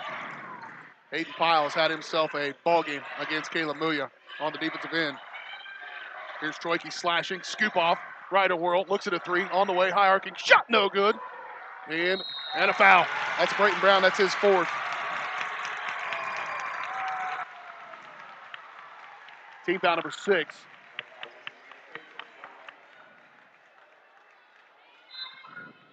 Carter Doherty on the bench with 4 fouls. He's been battling foul trouble. Brett Ferguson battling the flu. And See if Brett wins and the Flu does here down the stretch of this one. Oh, catch and fire, 3 by Ethan Goff off of the backboard and out of bounds. Oh, man.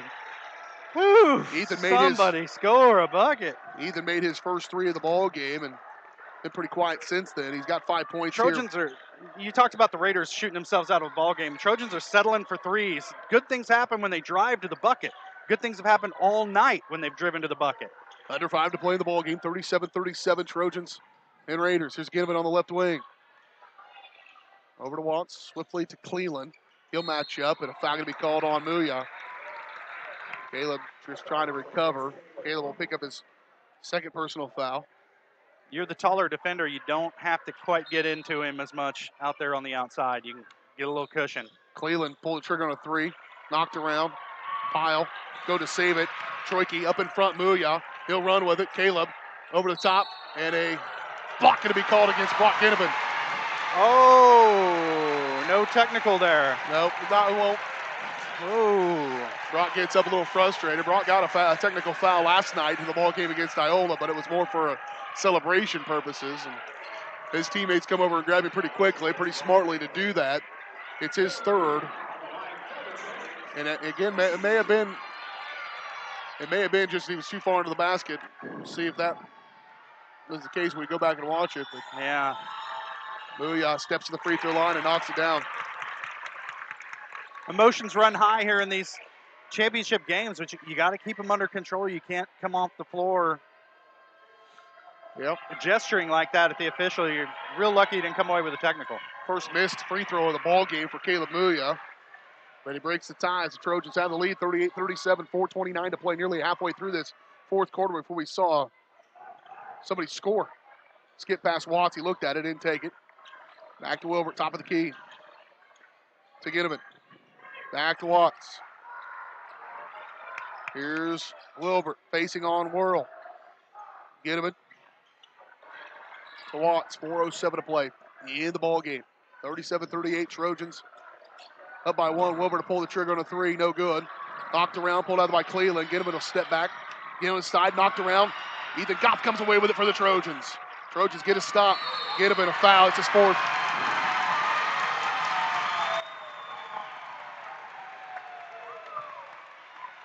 Just being aggressive, and he fights through the body.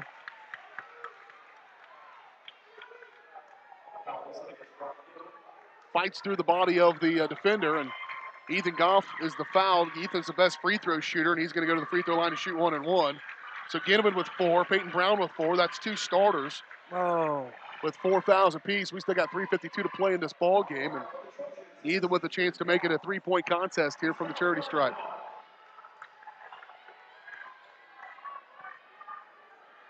Yeah, Brock had a pretty clean steal there, but then fouled with the body afterwards, going to the floor.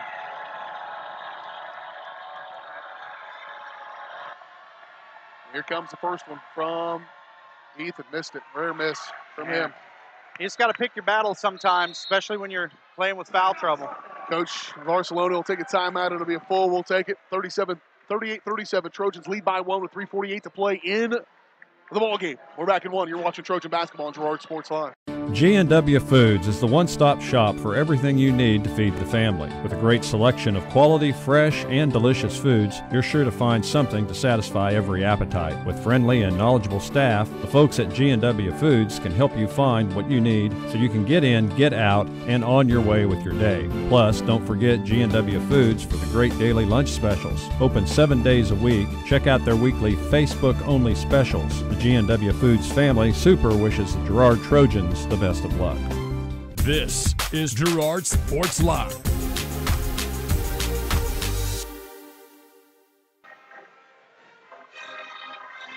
(38-37) Girard Trojans up by 1 here. 3:48 to play in the ball game. It's been a good one. Largest lead for either team is 4. Trojans led 24-20 in the third quarter briefly. Raiders grabbed the lead 30-29. Man, points have been hard to come by here in the fourth. Trojans grabbed the lead 32-30. Took a timeout at that point. Led by as many as 3, but then the Raiders grabbed the lead 37-35. It was tied at 37 all, and they went almost 4 minutes into the fourth quarter before anybody scored. Still no field goals. Trojans are 1 for 3 from the stripe in this fourth quarter. Raiders don't have any points. No field goal attempt, no free throw attempts either. Off right side for Ginnivan, playing with 4 fouls. Peyton Brown sets a screen. That's Pyle, rather. Trying to post up down low. There's a 3 by Watts, left it short. Falls his shot, comes down with it. He'll pull it back out. And they'll clear here with 3:28 to play in the ball game. Ginnivan, naturally, your 6'4" guy running the point here for you. Skip pass, Watts again on the left wing. Raiders, I'm not even going to say it. I'm not going to say it. Nope, don't say it. Off the left corner for Cleveland. Here's Watts. Free throw line for Ginnivan, up and good. Raiders back in front. 39-38. On the shot by Brock Ginnivan. Trojans would do themselves well to attack him. Yeah, get dribble, that 5th foul. Drive. Dribble, drive. Here's Troike. Evan's got to watch that little skip step he takes when he catches the ball. A wide open look. There it is again. No good. Volley shot. And a rebound pulled out of there by Wilbert. 39-38. Trojans down by 1. Coach Barcelona says, take your time. Wilbert hold out around midcourt. Over to Ginnivan. Ferguson picks him up. With defense by Brett. Pyle. Pyle had 8 points in the third quarter. Loose ball. And gathered up by Brock, but gathered up now. Troike. Last touched out of bounds off of Evan Troike. Good hustle by Brett Ferguson. Brett and Ethan Goff, the lone seniors on this team for the Trojans.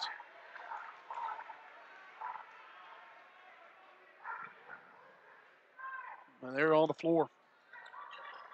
Ginnivan inbound to Watts. 2:10 to play in the ball game. Trojans down by 1. Ginnivan and Ferguson battling out high. Here's Wilbert. And not going to be called on Ferguson. Brett picks up his 3rd personal foul. Team foul number 5 on the Trojans. Peyton Brown inbound here for the Raiders. 2:02 to play in the ball game. 39-38. Ginnivan working against Ferguson. Brett's got 3. Good D there by Brett. Now he'll get up on him. Out high for Peyton Brown. Give way to Hayden Pyle. Trojans down by 1, so the Raiders being patient. And a foul. Ryder World going to pick up his 2nd. Kind of need to, really, at this point, so you know you can stop the clock. You want to go and jump those passes, try to get a steal, but ultimately you have to change his possession here. Trojans nearly get it there. And World going to pick up another foul. That'll be his 3rd. That'll be team foul number 7, so that's going to pin Jake Wilbert to the free throw line to shoot 1 and 1. He is 5 of 6 from the free throw line.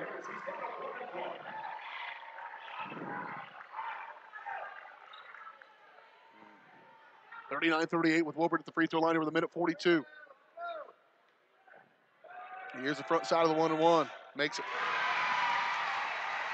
He's made his last 5 now from the charity stripe. Trojans have a field goal here in the 4th? Oh, no. Raiders only have 1. Yeah. It's a difference. That is the difference right here. Coach Barcelona going to take a timeout as the Raiders take their largest lead in the ball game of 3 points.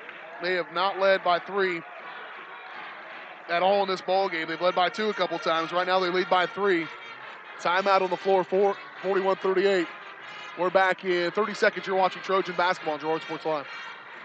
If you're in the market to buy or sell a house, land, or commercial space, look no further than Lehman Realty. Locally owned and operated, Jason Lehman and his staff are ready to meet the needs of every client. When it comes to your listing, you can trust that Lehman Realty will take the time to get to know you and your property. Lehman Realty is a proud supporter of Girard Trojan Athletics. Learn more at www.lehmanrealty.net or call Jason at 620-724-8020. This is Girard Sports Live.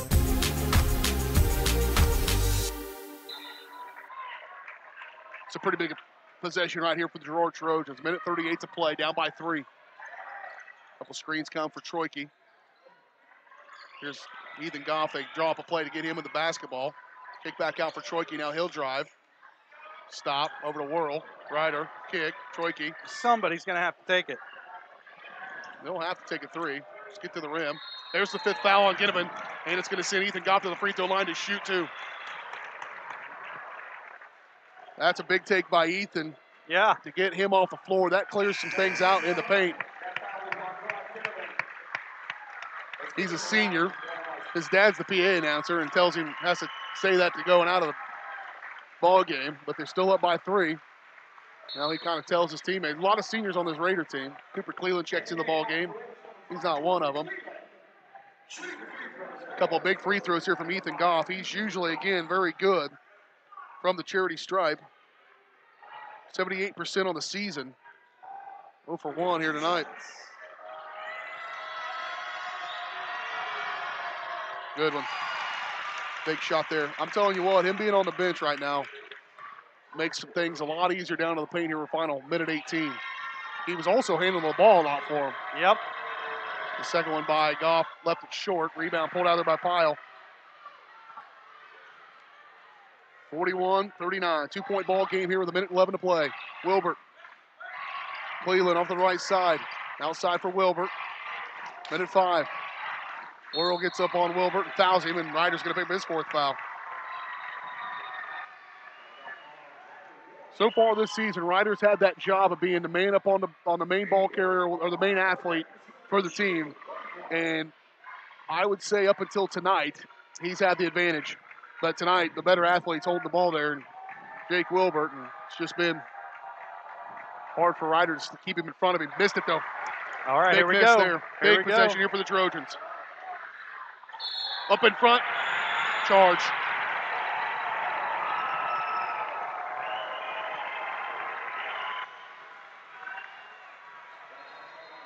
Charge against Caleb, his 4th. Turned me down on that. I didn't even say anything. I was just anticipating. I held it together. Come on. 41-39. Boy, tough break there for the Trojans. Yeah. In the backcourt for Cleveland. I'd foul him. Up in front Pyle. Here's Watts. You got to foul somebody now. And Watts will get fouled. Ethan had to have the right guy to do it. Booyah's got 4. Ryder Whirl's got 4. Ethan had none, and so he'll pick up his first, and that's going to send Watts to the free throw line. Watts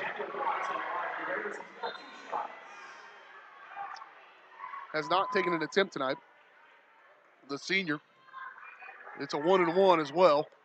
Just 19 fouls on the Trojans. I was wrong, my bad. 10 team fouls on the Trojans. So it was a shooting 2, and that's big there to miss the first one.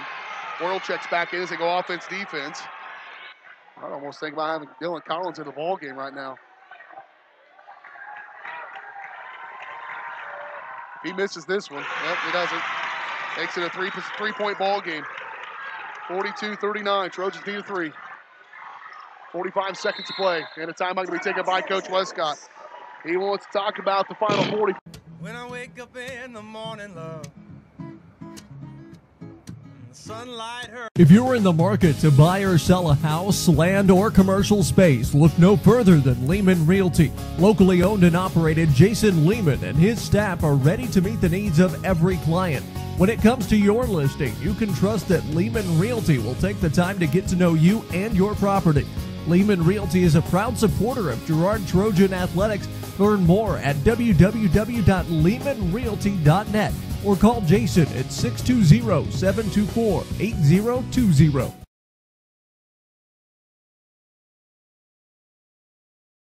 First National Bank of Girard is proud to be the oldest bank in Crawford County, serving the area since 1878. With 139 years of experience, it's no surprise First National Bank of Girard has such a great reputation for quality customer service.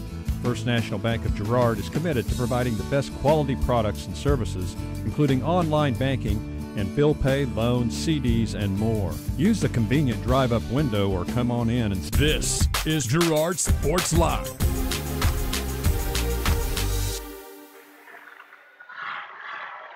42-39, Girard Trojans down by 3. Well, if they want to eat the Golden Corral in Emporia, they're going to have to Raiders have only led by 3 a couple of times in this entire ball game. They need a little help to get it inbounds here with 43 seconds. Do they draw up a three-point play? Do they try to get it to the rim and get contact, play for 2 possessions? Say by the tempo of this possession, it's trying to play for 1. Troiki trying to just get open for a look. Now he'll go. Little floater in the lane, good. And coach wants another timeout. Now he's got to have a stop. And Evan is going to watch this film and think, I should have probably done that a few more times. Yeah, like all through the first, second, and third quarters. Yeah, just they were making a concerted effort, were the Raiders, on packing it inside there, taking away that dribble drive, and that's been a factor. But they're a team that will foul you. Yeah, and they have. They've got one guy on the bench and got you one got guy with 4. to take the ball to the hole, and they will for sure foul you. And the Trojans have settled for way too many outside shots tonight. Except for that one. They didn't. No, they that did one not was foul great. him. That was great. Well, they didn't foul him. They should have. Yeah. Well, back in action. If we're not back in action on Wednesday, we'll be back in action for softball, baseball season. As those are their schedule, we're going to pick up some softball and baseball games.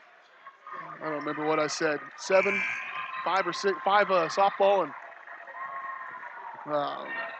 7 or 2 baseball games, like 5 softball games, and then all the postseason stuff as well here on Girard Sports Live. And ladies, unfortunately, are going to get ready for softball season right now. Men are trying not to get ready for baseball season and track.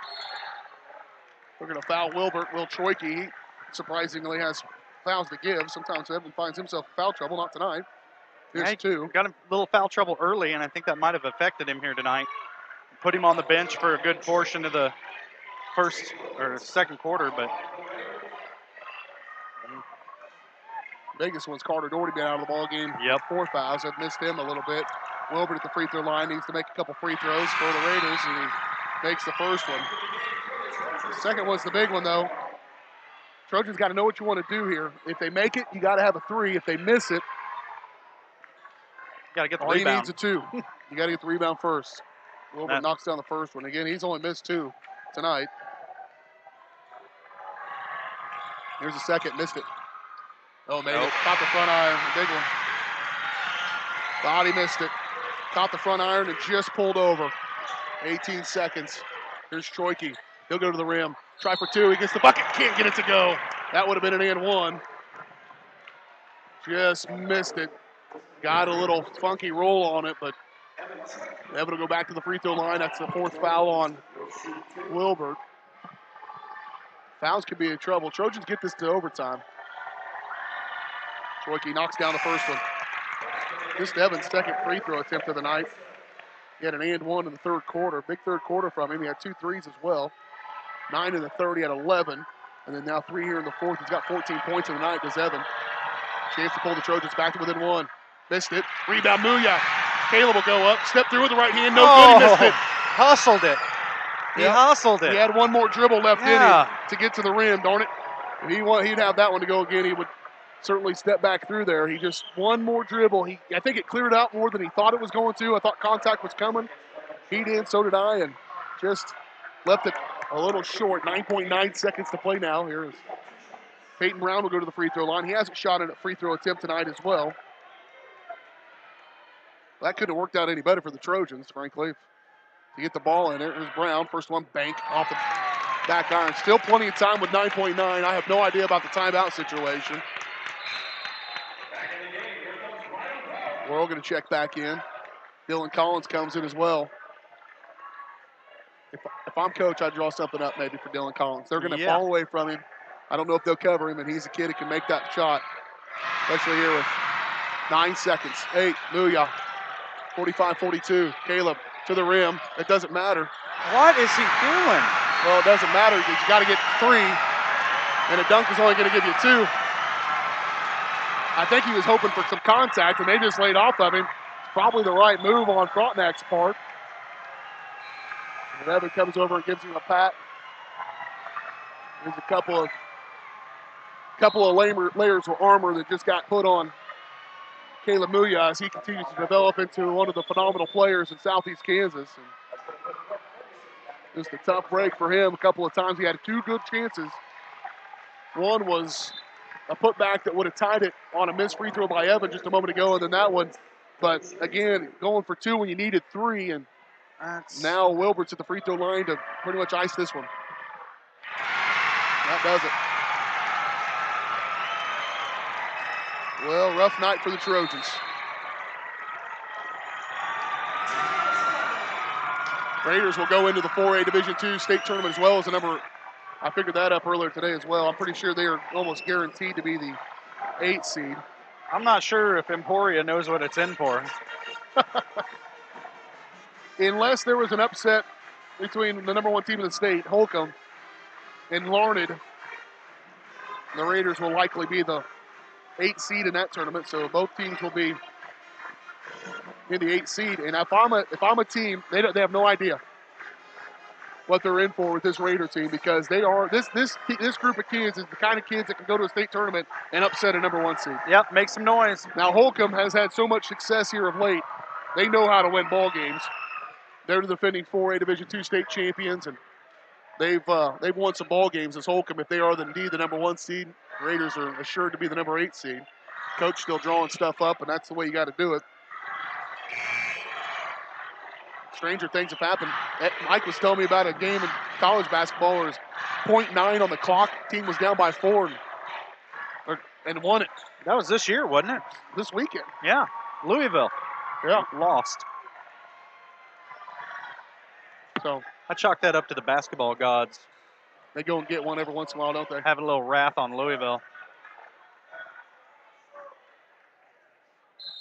Coach is getting ready to throw Carter into the ball game like a line change. I think he was just going to shove him out there. Here's Wilbert. Left it short. And Coach wants a timeout here with 2.1 seconds to play. It's a full timeout. We'll take one brass break here. When I wake up in the morning, love, and the sunlight hurts my eyes, then I look at you, and I know it's gonna be a lovely day, lovely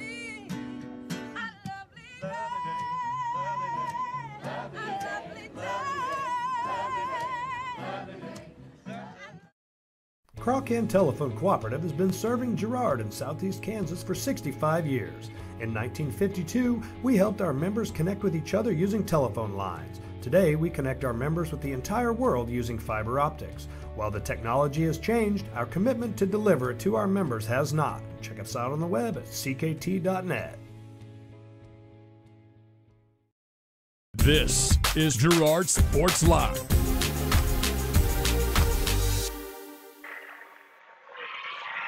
There is a 4-point play in basketball.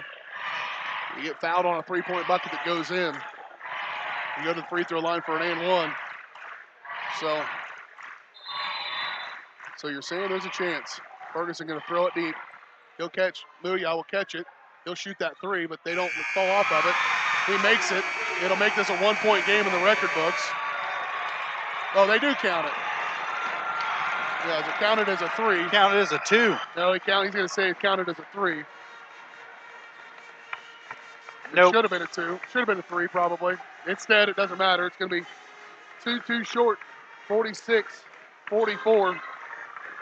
Trojans just let it slip down the stretch. They really did set the tone in that ball game, controlled the tempo through most of it. Just had a few things not go their way. Home court advantage wins out tonight, I think, for both the teams, because when it was down to the chips were down a little bit, if you're in your own venue, I think things just tend to go your way a little bit. Tonight for the Raiders, things certainly went their way. In the girls' game, they couldn't miss shots. Taylor Peterson knocks in 6 3-pointers, all of her points coming from behind the arc. In the girls' games, the Lady Trojans fall tonight 73-59. The Trojan men in a tough one, 46-44. Raiders will go on to play in the state tournament, the 4A Division II state tournament, as the sub-state champs here from this sub-state. Trojans fall here. Again, Ethan Goff and Brett Ferguson, the lone seniors on that team. But they've been consummate professionals throughout this entire season and stewards of the program. But a tough night here for the Trojan faithful. We appreciate everybody who's followed up with us. It has been a good night here as everybody stuck along throughout the night, and appreciate all the tremendous support we've gotten here on Girard Sports Live. It's been a wonderful season as we get ready to start the Evans Motors postgame show. The Trojans fall here tonight, 46-44 on the boys' side, and 73-59 on the girls' side. We'll get started on the Evans Motors postgame show. We still got to hear from the head coach of the Trojans, Rod Westcott. We got your final stats, and to wrap things up here from Frontenac, the Trojans fall tonight. Get swept by the Raiders. They'll go to Sub-State. They'll both be 8 seeds. We'll talk about it next year on the Evans Motors postgame show. Evans Motors has been getting people on the road since 1935. Stop by the lot south of Pittsburgh, see Nate Eddy, and let them get you in a car and let them have a test drive as well. Or check out their online showroom online at evansmotors.net. Talk about this one, unfortunately, on the Evans Motors postgame show here on Girard Sports. For over 80 years, Evans Motors has provided some of the best handshakes in the 4-state area. No matter what type of handshake a situation calls for, Evans Motors will guide the hand into its proper position with the correct amount of pressure. Risky handshakes, classic handshakes, or something in between, Nate and Eddie have an arsenal of shakes, roughly umpteen. So the next time you want an optimal handshake, come to Evans Motors in Pittsburgh. First National Bank of Girard is proud to be the oldest bank in Crawford County, serving the area since 1878. With 139 years of experience, it's no surprise First National Bank of Girard has such a great reputation for quality customer service. First National Bank of Girard is committed to providing the best quality products and services, including online banking and bill pay, loans, CDs, and more. Use the convenient drive-up window or come on in and see all of the friendly faces at First National Bank of Girard, a proud supporter of Trojan athletics. The Producers Co-op Farm Store is committed to making your life easier by supplying you with the things you need for your farm and home. As always, the Producers Co-op Farm Store has a great selection of farm and ranch supplies, including pet supplies, ranch and corral building supplies and equipment, automatic waterers and feed bunks, tack, dog food, pet and animal health supplies, workwear, boots, and much, much more. Come in and check out the great deals on lots of new merchandise as well. Proudly serving Girard and the surrounding area, and proud to support the Girard Trojans. Mathis Drug Store Incorporated has a proud Girard history of more than 50 years. Glenn and Karen Mathis took over the store in 1983 from Glenn's father and have been providing outstanding customer care and service since. At Mathis, they know their customers by name and value their support. Primary goal is to provide fast, accurate, friendly service. Mathis is a full-service pharmacy that accepts most insurance plans and supports competitive cash pricing. Mathis Drug Store, a proud supporter of Girard High School student-athletes. This is Girard Sports Live.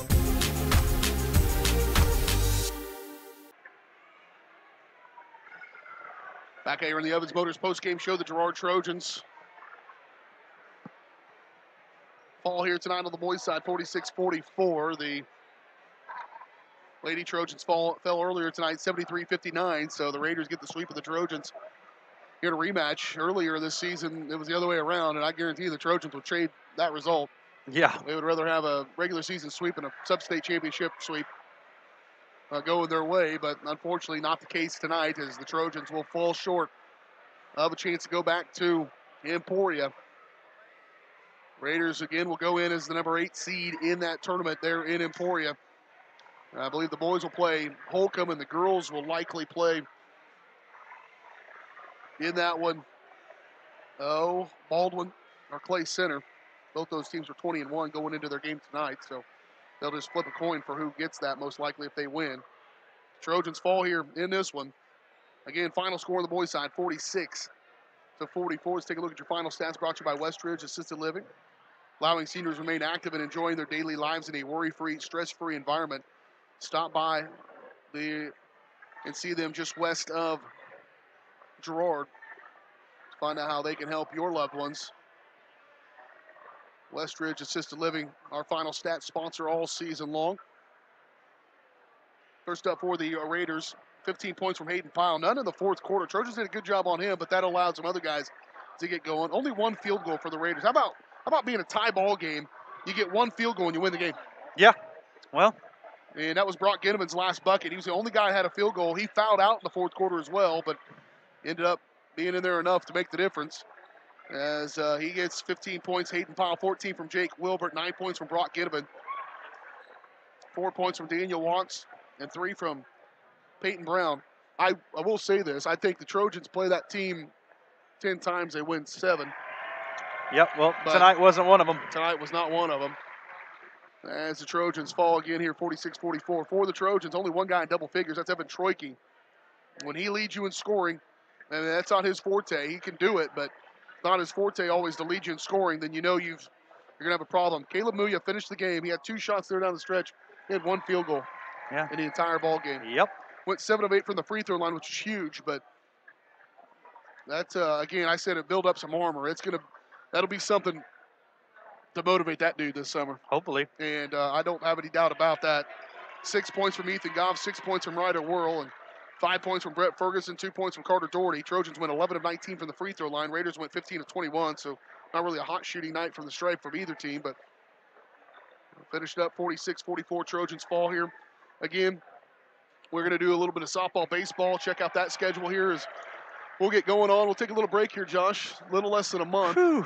And a little less than a month, we'll be back at it on April 2nd for the Trojans as they, the defending 4A Division II state champions, the Girard Lady Trojans, take on the defending 3A state champion Riverton Rams in softball. We could have asked for a better one out of the gate. And we'll get going, and that'll be our spring coverage, and then do all their postseason stuff as well. And they close out, hopefully, out at Salina this year for the state tournament over Labor Day weekend, or Memorial Day weekend, rather. And so that's the softball schedule. The Trojans, ladies and men, fall here to Frontenac. Final score 46-44. Name our player of the game, brought to you by Brocop Construction, specializing in new home construction. If you're in the market for a new home, be sure to call those guys at Brocop Construction. And give Matt a call at 620-687-2381. And Evan Troike going to get our player of the game with 14 points in this contest. And Brett Ferguson probably a honorable mention, because I thought Brett played a really good game, as always, as just playing with a lot of energy and emotion and aggressiveness. But those two kind of carrying the way. Tough night for the seniors. Brett had a good game. Ethan, those 5 points in the first half. He had went from 1 for 3 from the free throw line as well. Just a rough sub-state tournament for one of their best shooters. He finished with 6 points, but those two have been, again, good stewards of the program, and wish them the best of luck. They're both going to be very successful human beings. Will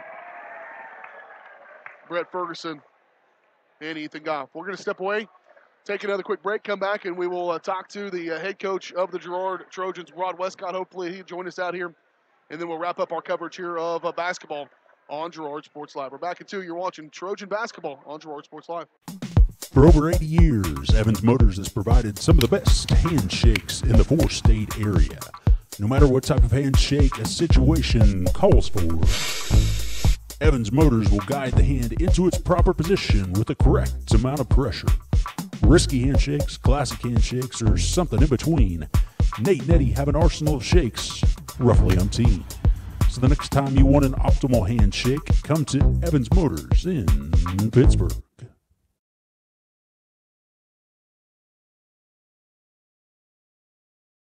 Chicken Annie's Girard is a proud supporter of Trojan Athletics. Chicken Annie's of Girard serves up the area's best fried chicken and a whole lot more. Check out their weekly specials like chicken and noodles on Wednesdays, Thursday nights kids nights, and Friday boneless wings. Oh, and don't forget about those delicious homemade pies. Stop in or enjoy their mouth-watering favorites at home with carry-out and catering available. Chicken Annie's Girard, continuing a Southeast Kansas tradition. Learn more at chickenanniesgirard.com or call 620-724-4090.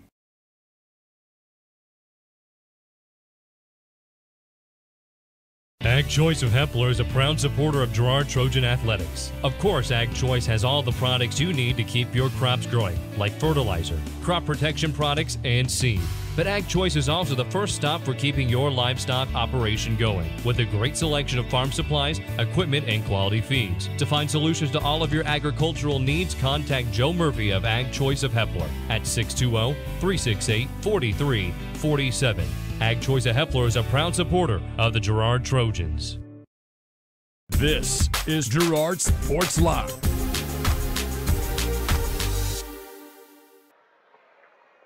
Back at here one final time here on the Evans Motors post-game show. The Girard Trojans on the boys' side here fall 46-44. Ladies fell earlier tonight, 73-59. Tough night for the Trojans. Tough night for the Trojan men. A game where they controlled it at times in this contest. Just come up a little bit short. Joining us now, the head coach of the Girard Trojans, Rod Westcott. Coach, appreciate you coming out here to talk to us. I know it's always difficult. And a heck of a season, good group of kids. Finished the year 16-6, and that's probably one of those records. Coach, you're going to finish 16-6, feel pretty good, but just that one game shy. But all in all, this game, man, it was. You guys set the tone. I thought that was pretty good to be able to keep the emotion in check throughout most of the contest, really all the entire contest down the stretch. But what ended up just being a little short there down the stretch. Yeah, kids held their composure. I can't say enough about our kids. Just worked their tail off all year. Just really proud of them. Don't have anything to hang our heads about. You got to tip your hat to Frontenac. They played well tonight and give us some things that we hadn't seen. We were actually kind of expecting a little bit of it, but you know, it slowed us down. It kind of took our mojo away. We weren't able to get out and get to going the way we like to. But just really proud of our kids tonight. Brett Ferguson, senior, Ethan Goff, senior. They gave us everything they could all year. And tough emotional game for those two. Just knowing that, you know, that's our last one, but really proud of them. I said this too with the girls as well earlier. You can tell what those guys mean to the rest of the team because it's emotional for those guys too. And so, you know, when you've got good kids, when they're making such an impact on the underclassmen, that it affects them just as much as it affects those guys as seniors. And that's a testament to you and your coaching staff to be able to lead those guys, to create leaders.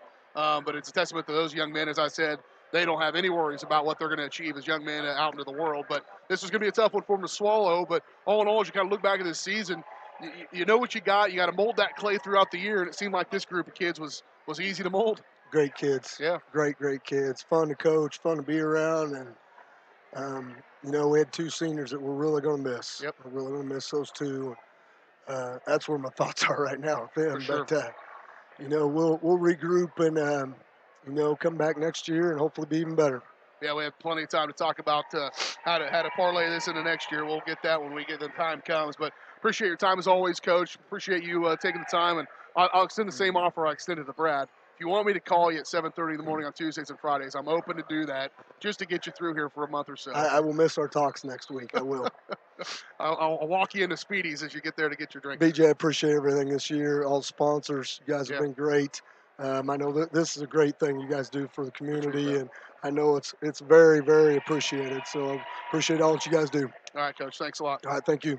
Head coach of the Girard Trojans, Rod Westcott, joining us here on the Evans Motors postgame show, and he said it right. If it wasn't for the sponsors, we wouldn't be able to do what we've done. This was a bit of a risk for us to take out and try this thing just on video only, and we did it, and it's been pretty successful. But that's because the small town of Girard, man, how cool is that they support their school the way they do and support us to be able to do what we do, and we could not be more thankful for that support. So we appreciate the coaches taking their time as well. And I tell you what, too, Girard Trojans fans, you should be very thankful for the coaches you have. You can tell both of them coming here, and the emotion that you can hear in both their voices, it matters. It matters to them. And I think the Girard Trojans have the two best coaches in Southeast Kansas for my money, and it's because of that emotion that they bring to the game and how much they love those kids. And they get the most out of them, too, BJ. I mean, you see a lot of these times we'll say to each other in warm-ups, man, just looking at these two teams, it doesn't look like Girard should be the favorite. But the coaching is the difference, the attitude, the dedication to work, and all that comes from the example that those guys put forward. Well, buddy, we'll take a little month off. We'll be back in action. Him and I will maybe make a little trip up to Emporia. I'm going to take you. I'll show you. It's a nice Okay, town. I'm open to it. And we'll do a little 4A2 basketball. I'll go, but I won't like it. I'm not going to like it either. I'd much rather be there broadcasting for the Trojans, but we'll do our job and enjoy it. And again, just appreciate all our sponsors. You'll hear them here down the stretch of this broadcast, and we'll be back at it coming up during softball season. Appreciate Josh, appreciate Mike Snow, and our cameraman tonight this weekend has been fantastic. What was your name again? Austin. Austin's been awesome throughout this weekend, doing a nice job. Pretty good for a sophomore kid. And we all the help we've gotten throughout the year, our coaches and Girard USD 248, nothing better. For Josh Letter, BJ Harris saying good night from Frontenac. Trojans falling a couple of hard ones. Men lose 46-44. Ladies lose 73-59. You've been watching it here on Girard Sports. This is Girard Sports Live. Augustine sets a feet, fire three. Good! Girard Sports Live is presented by Crocan Telephone, your community technology partner. Also by Ag Choice of Hepler, American Family Insurance, Jenny Collins Agency, Bradshaw Collision Repair, Brumback Service Center, Call Service, Chicken Annie's of Girard, Chris Paoni, DDS, Community National Bank and Trust of Girard, Evans Motors, Exchange State Bank, Farm Bureau Financial Services, First National Bank, Fort Scott Community College, G&W Foods Family Super, Girard National Bank, Canar Eye Care, Larrett Ceramics, Lehman Realty, Mathis Drug, McClellan Sanitation, Medical Lodges Girard, Norris Outdoor, Pearls and Curls Boutique, Producers Co-op Farm Store, Producers Cooperative Association, TJ Belcher at State Farm Insurance, and Westridge Assisted Living. Off to Hanson. Hanson, he'll drive. Libya, little runner with the right hand. Good, and the foul. Libya Hanson gets the bucket and the foul. This is Girard Sports Live.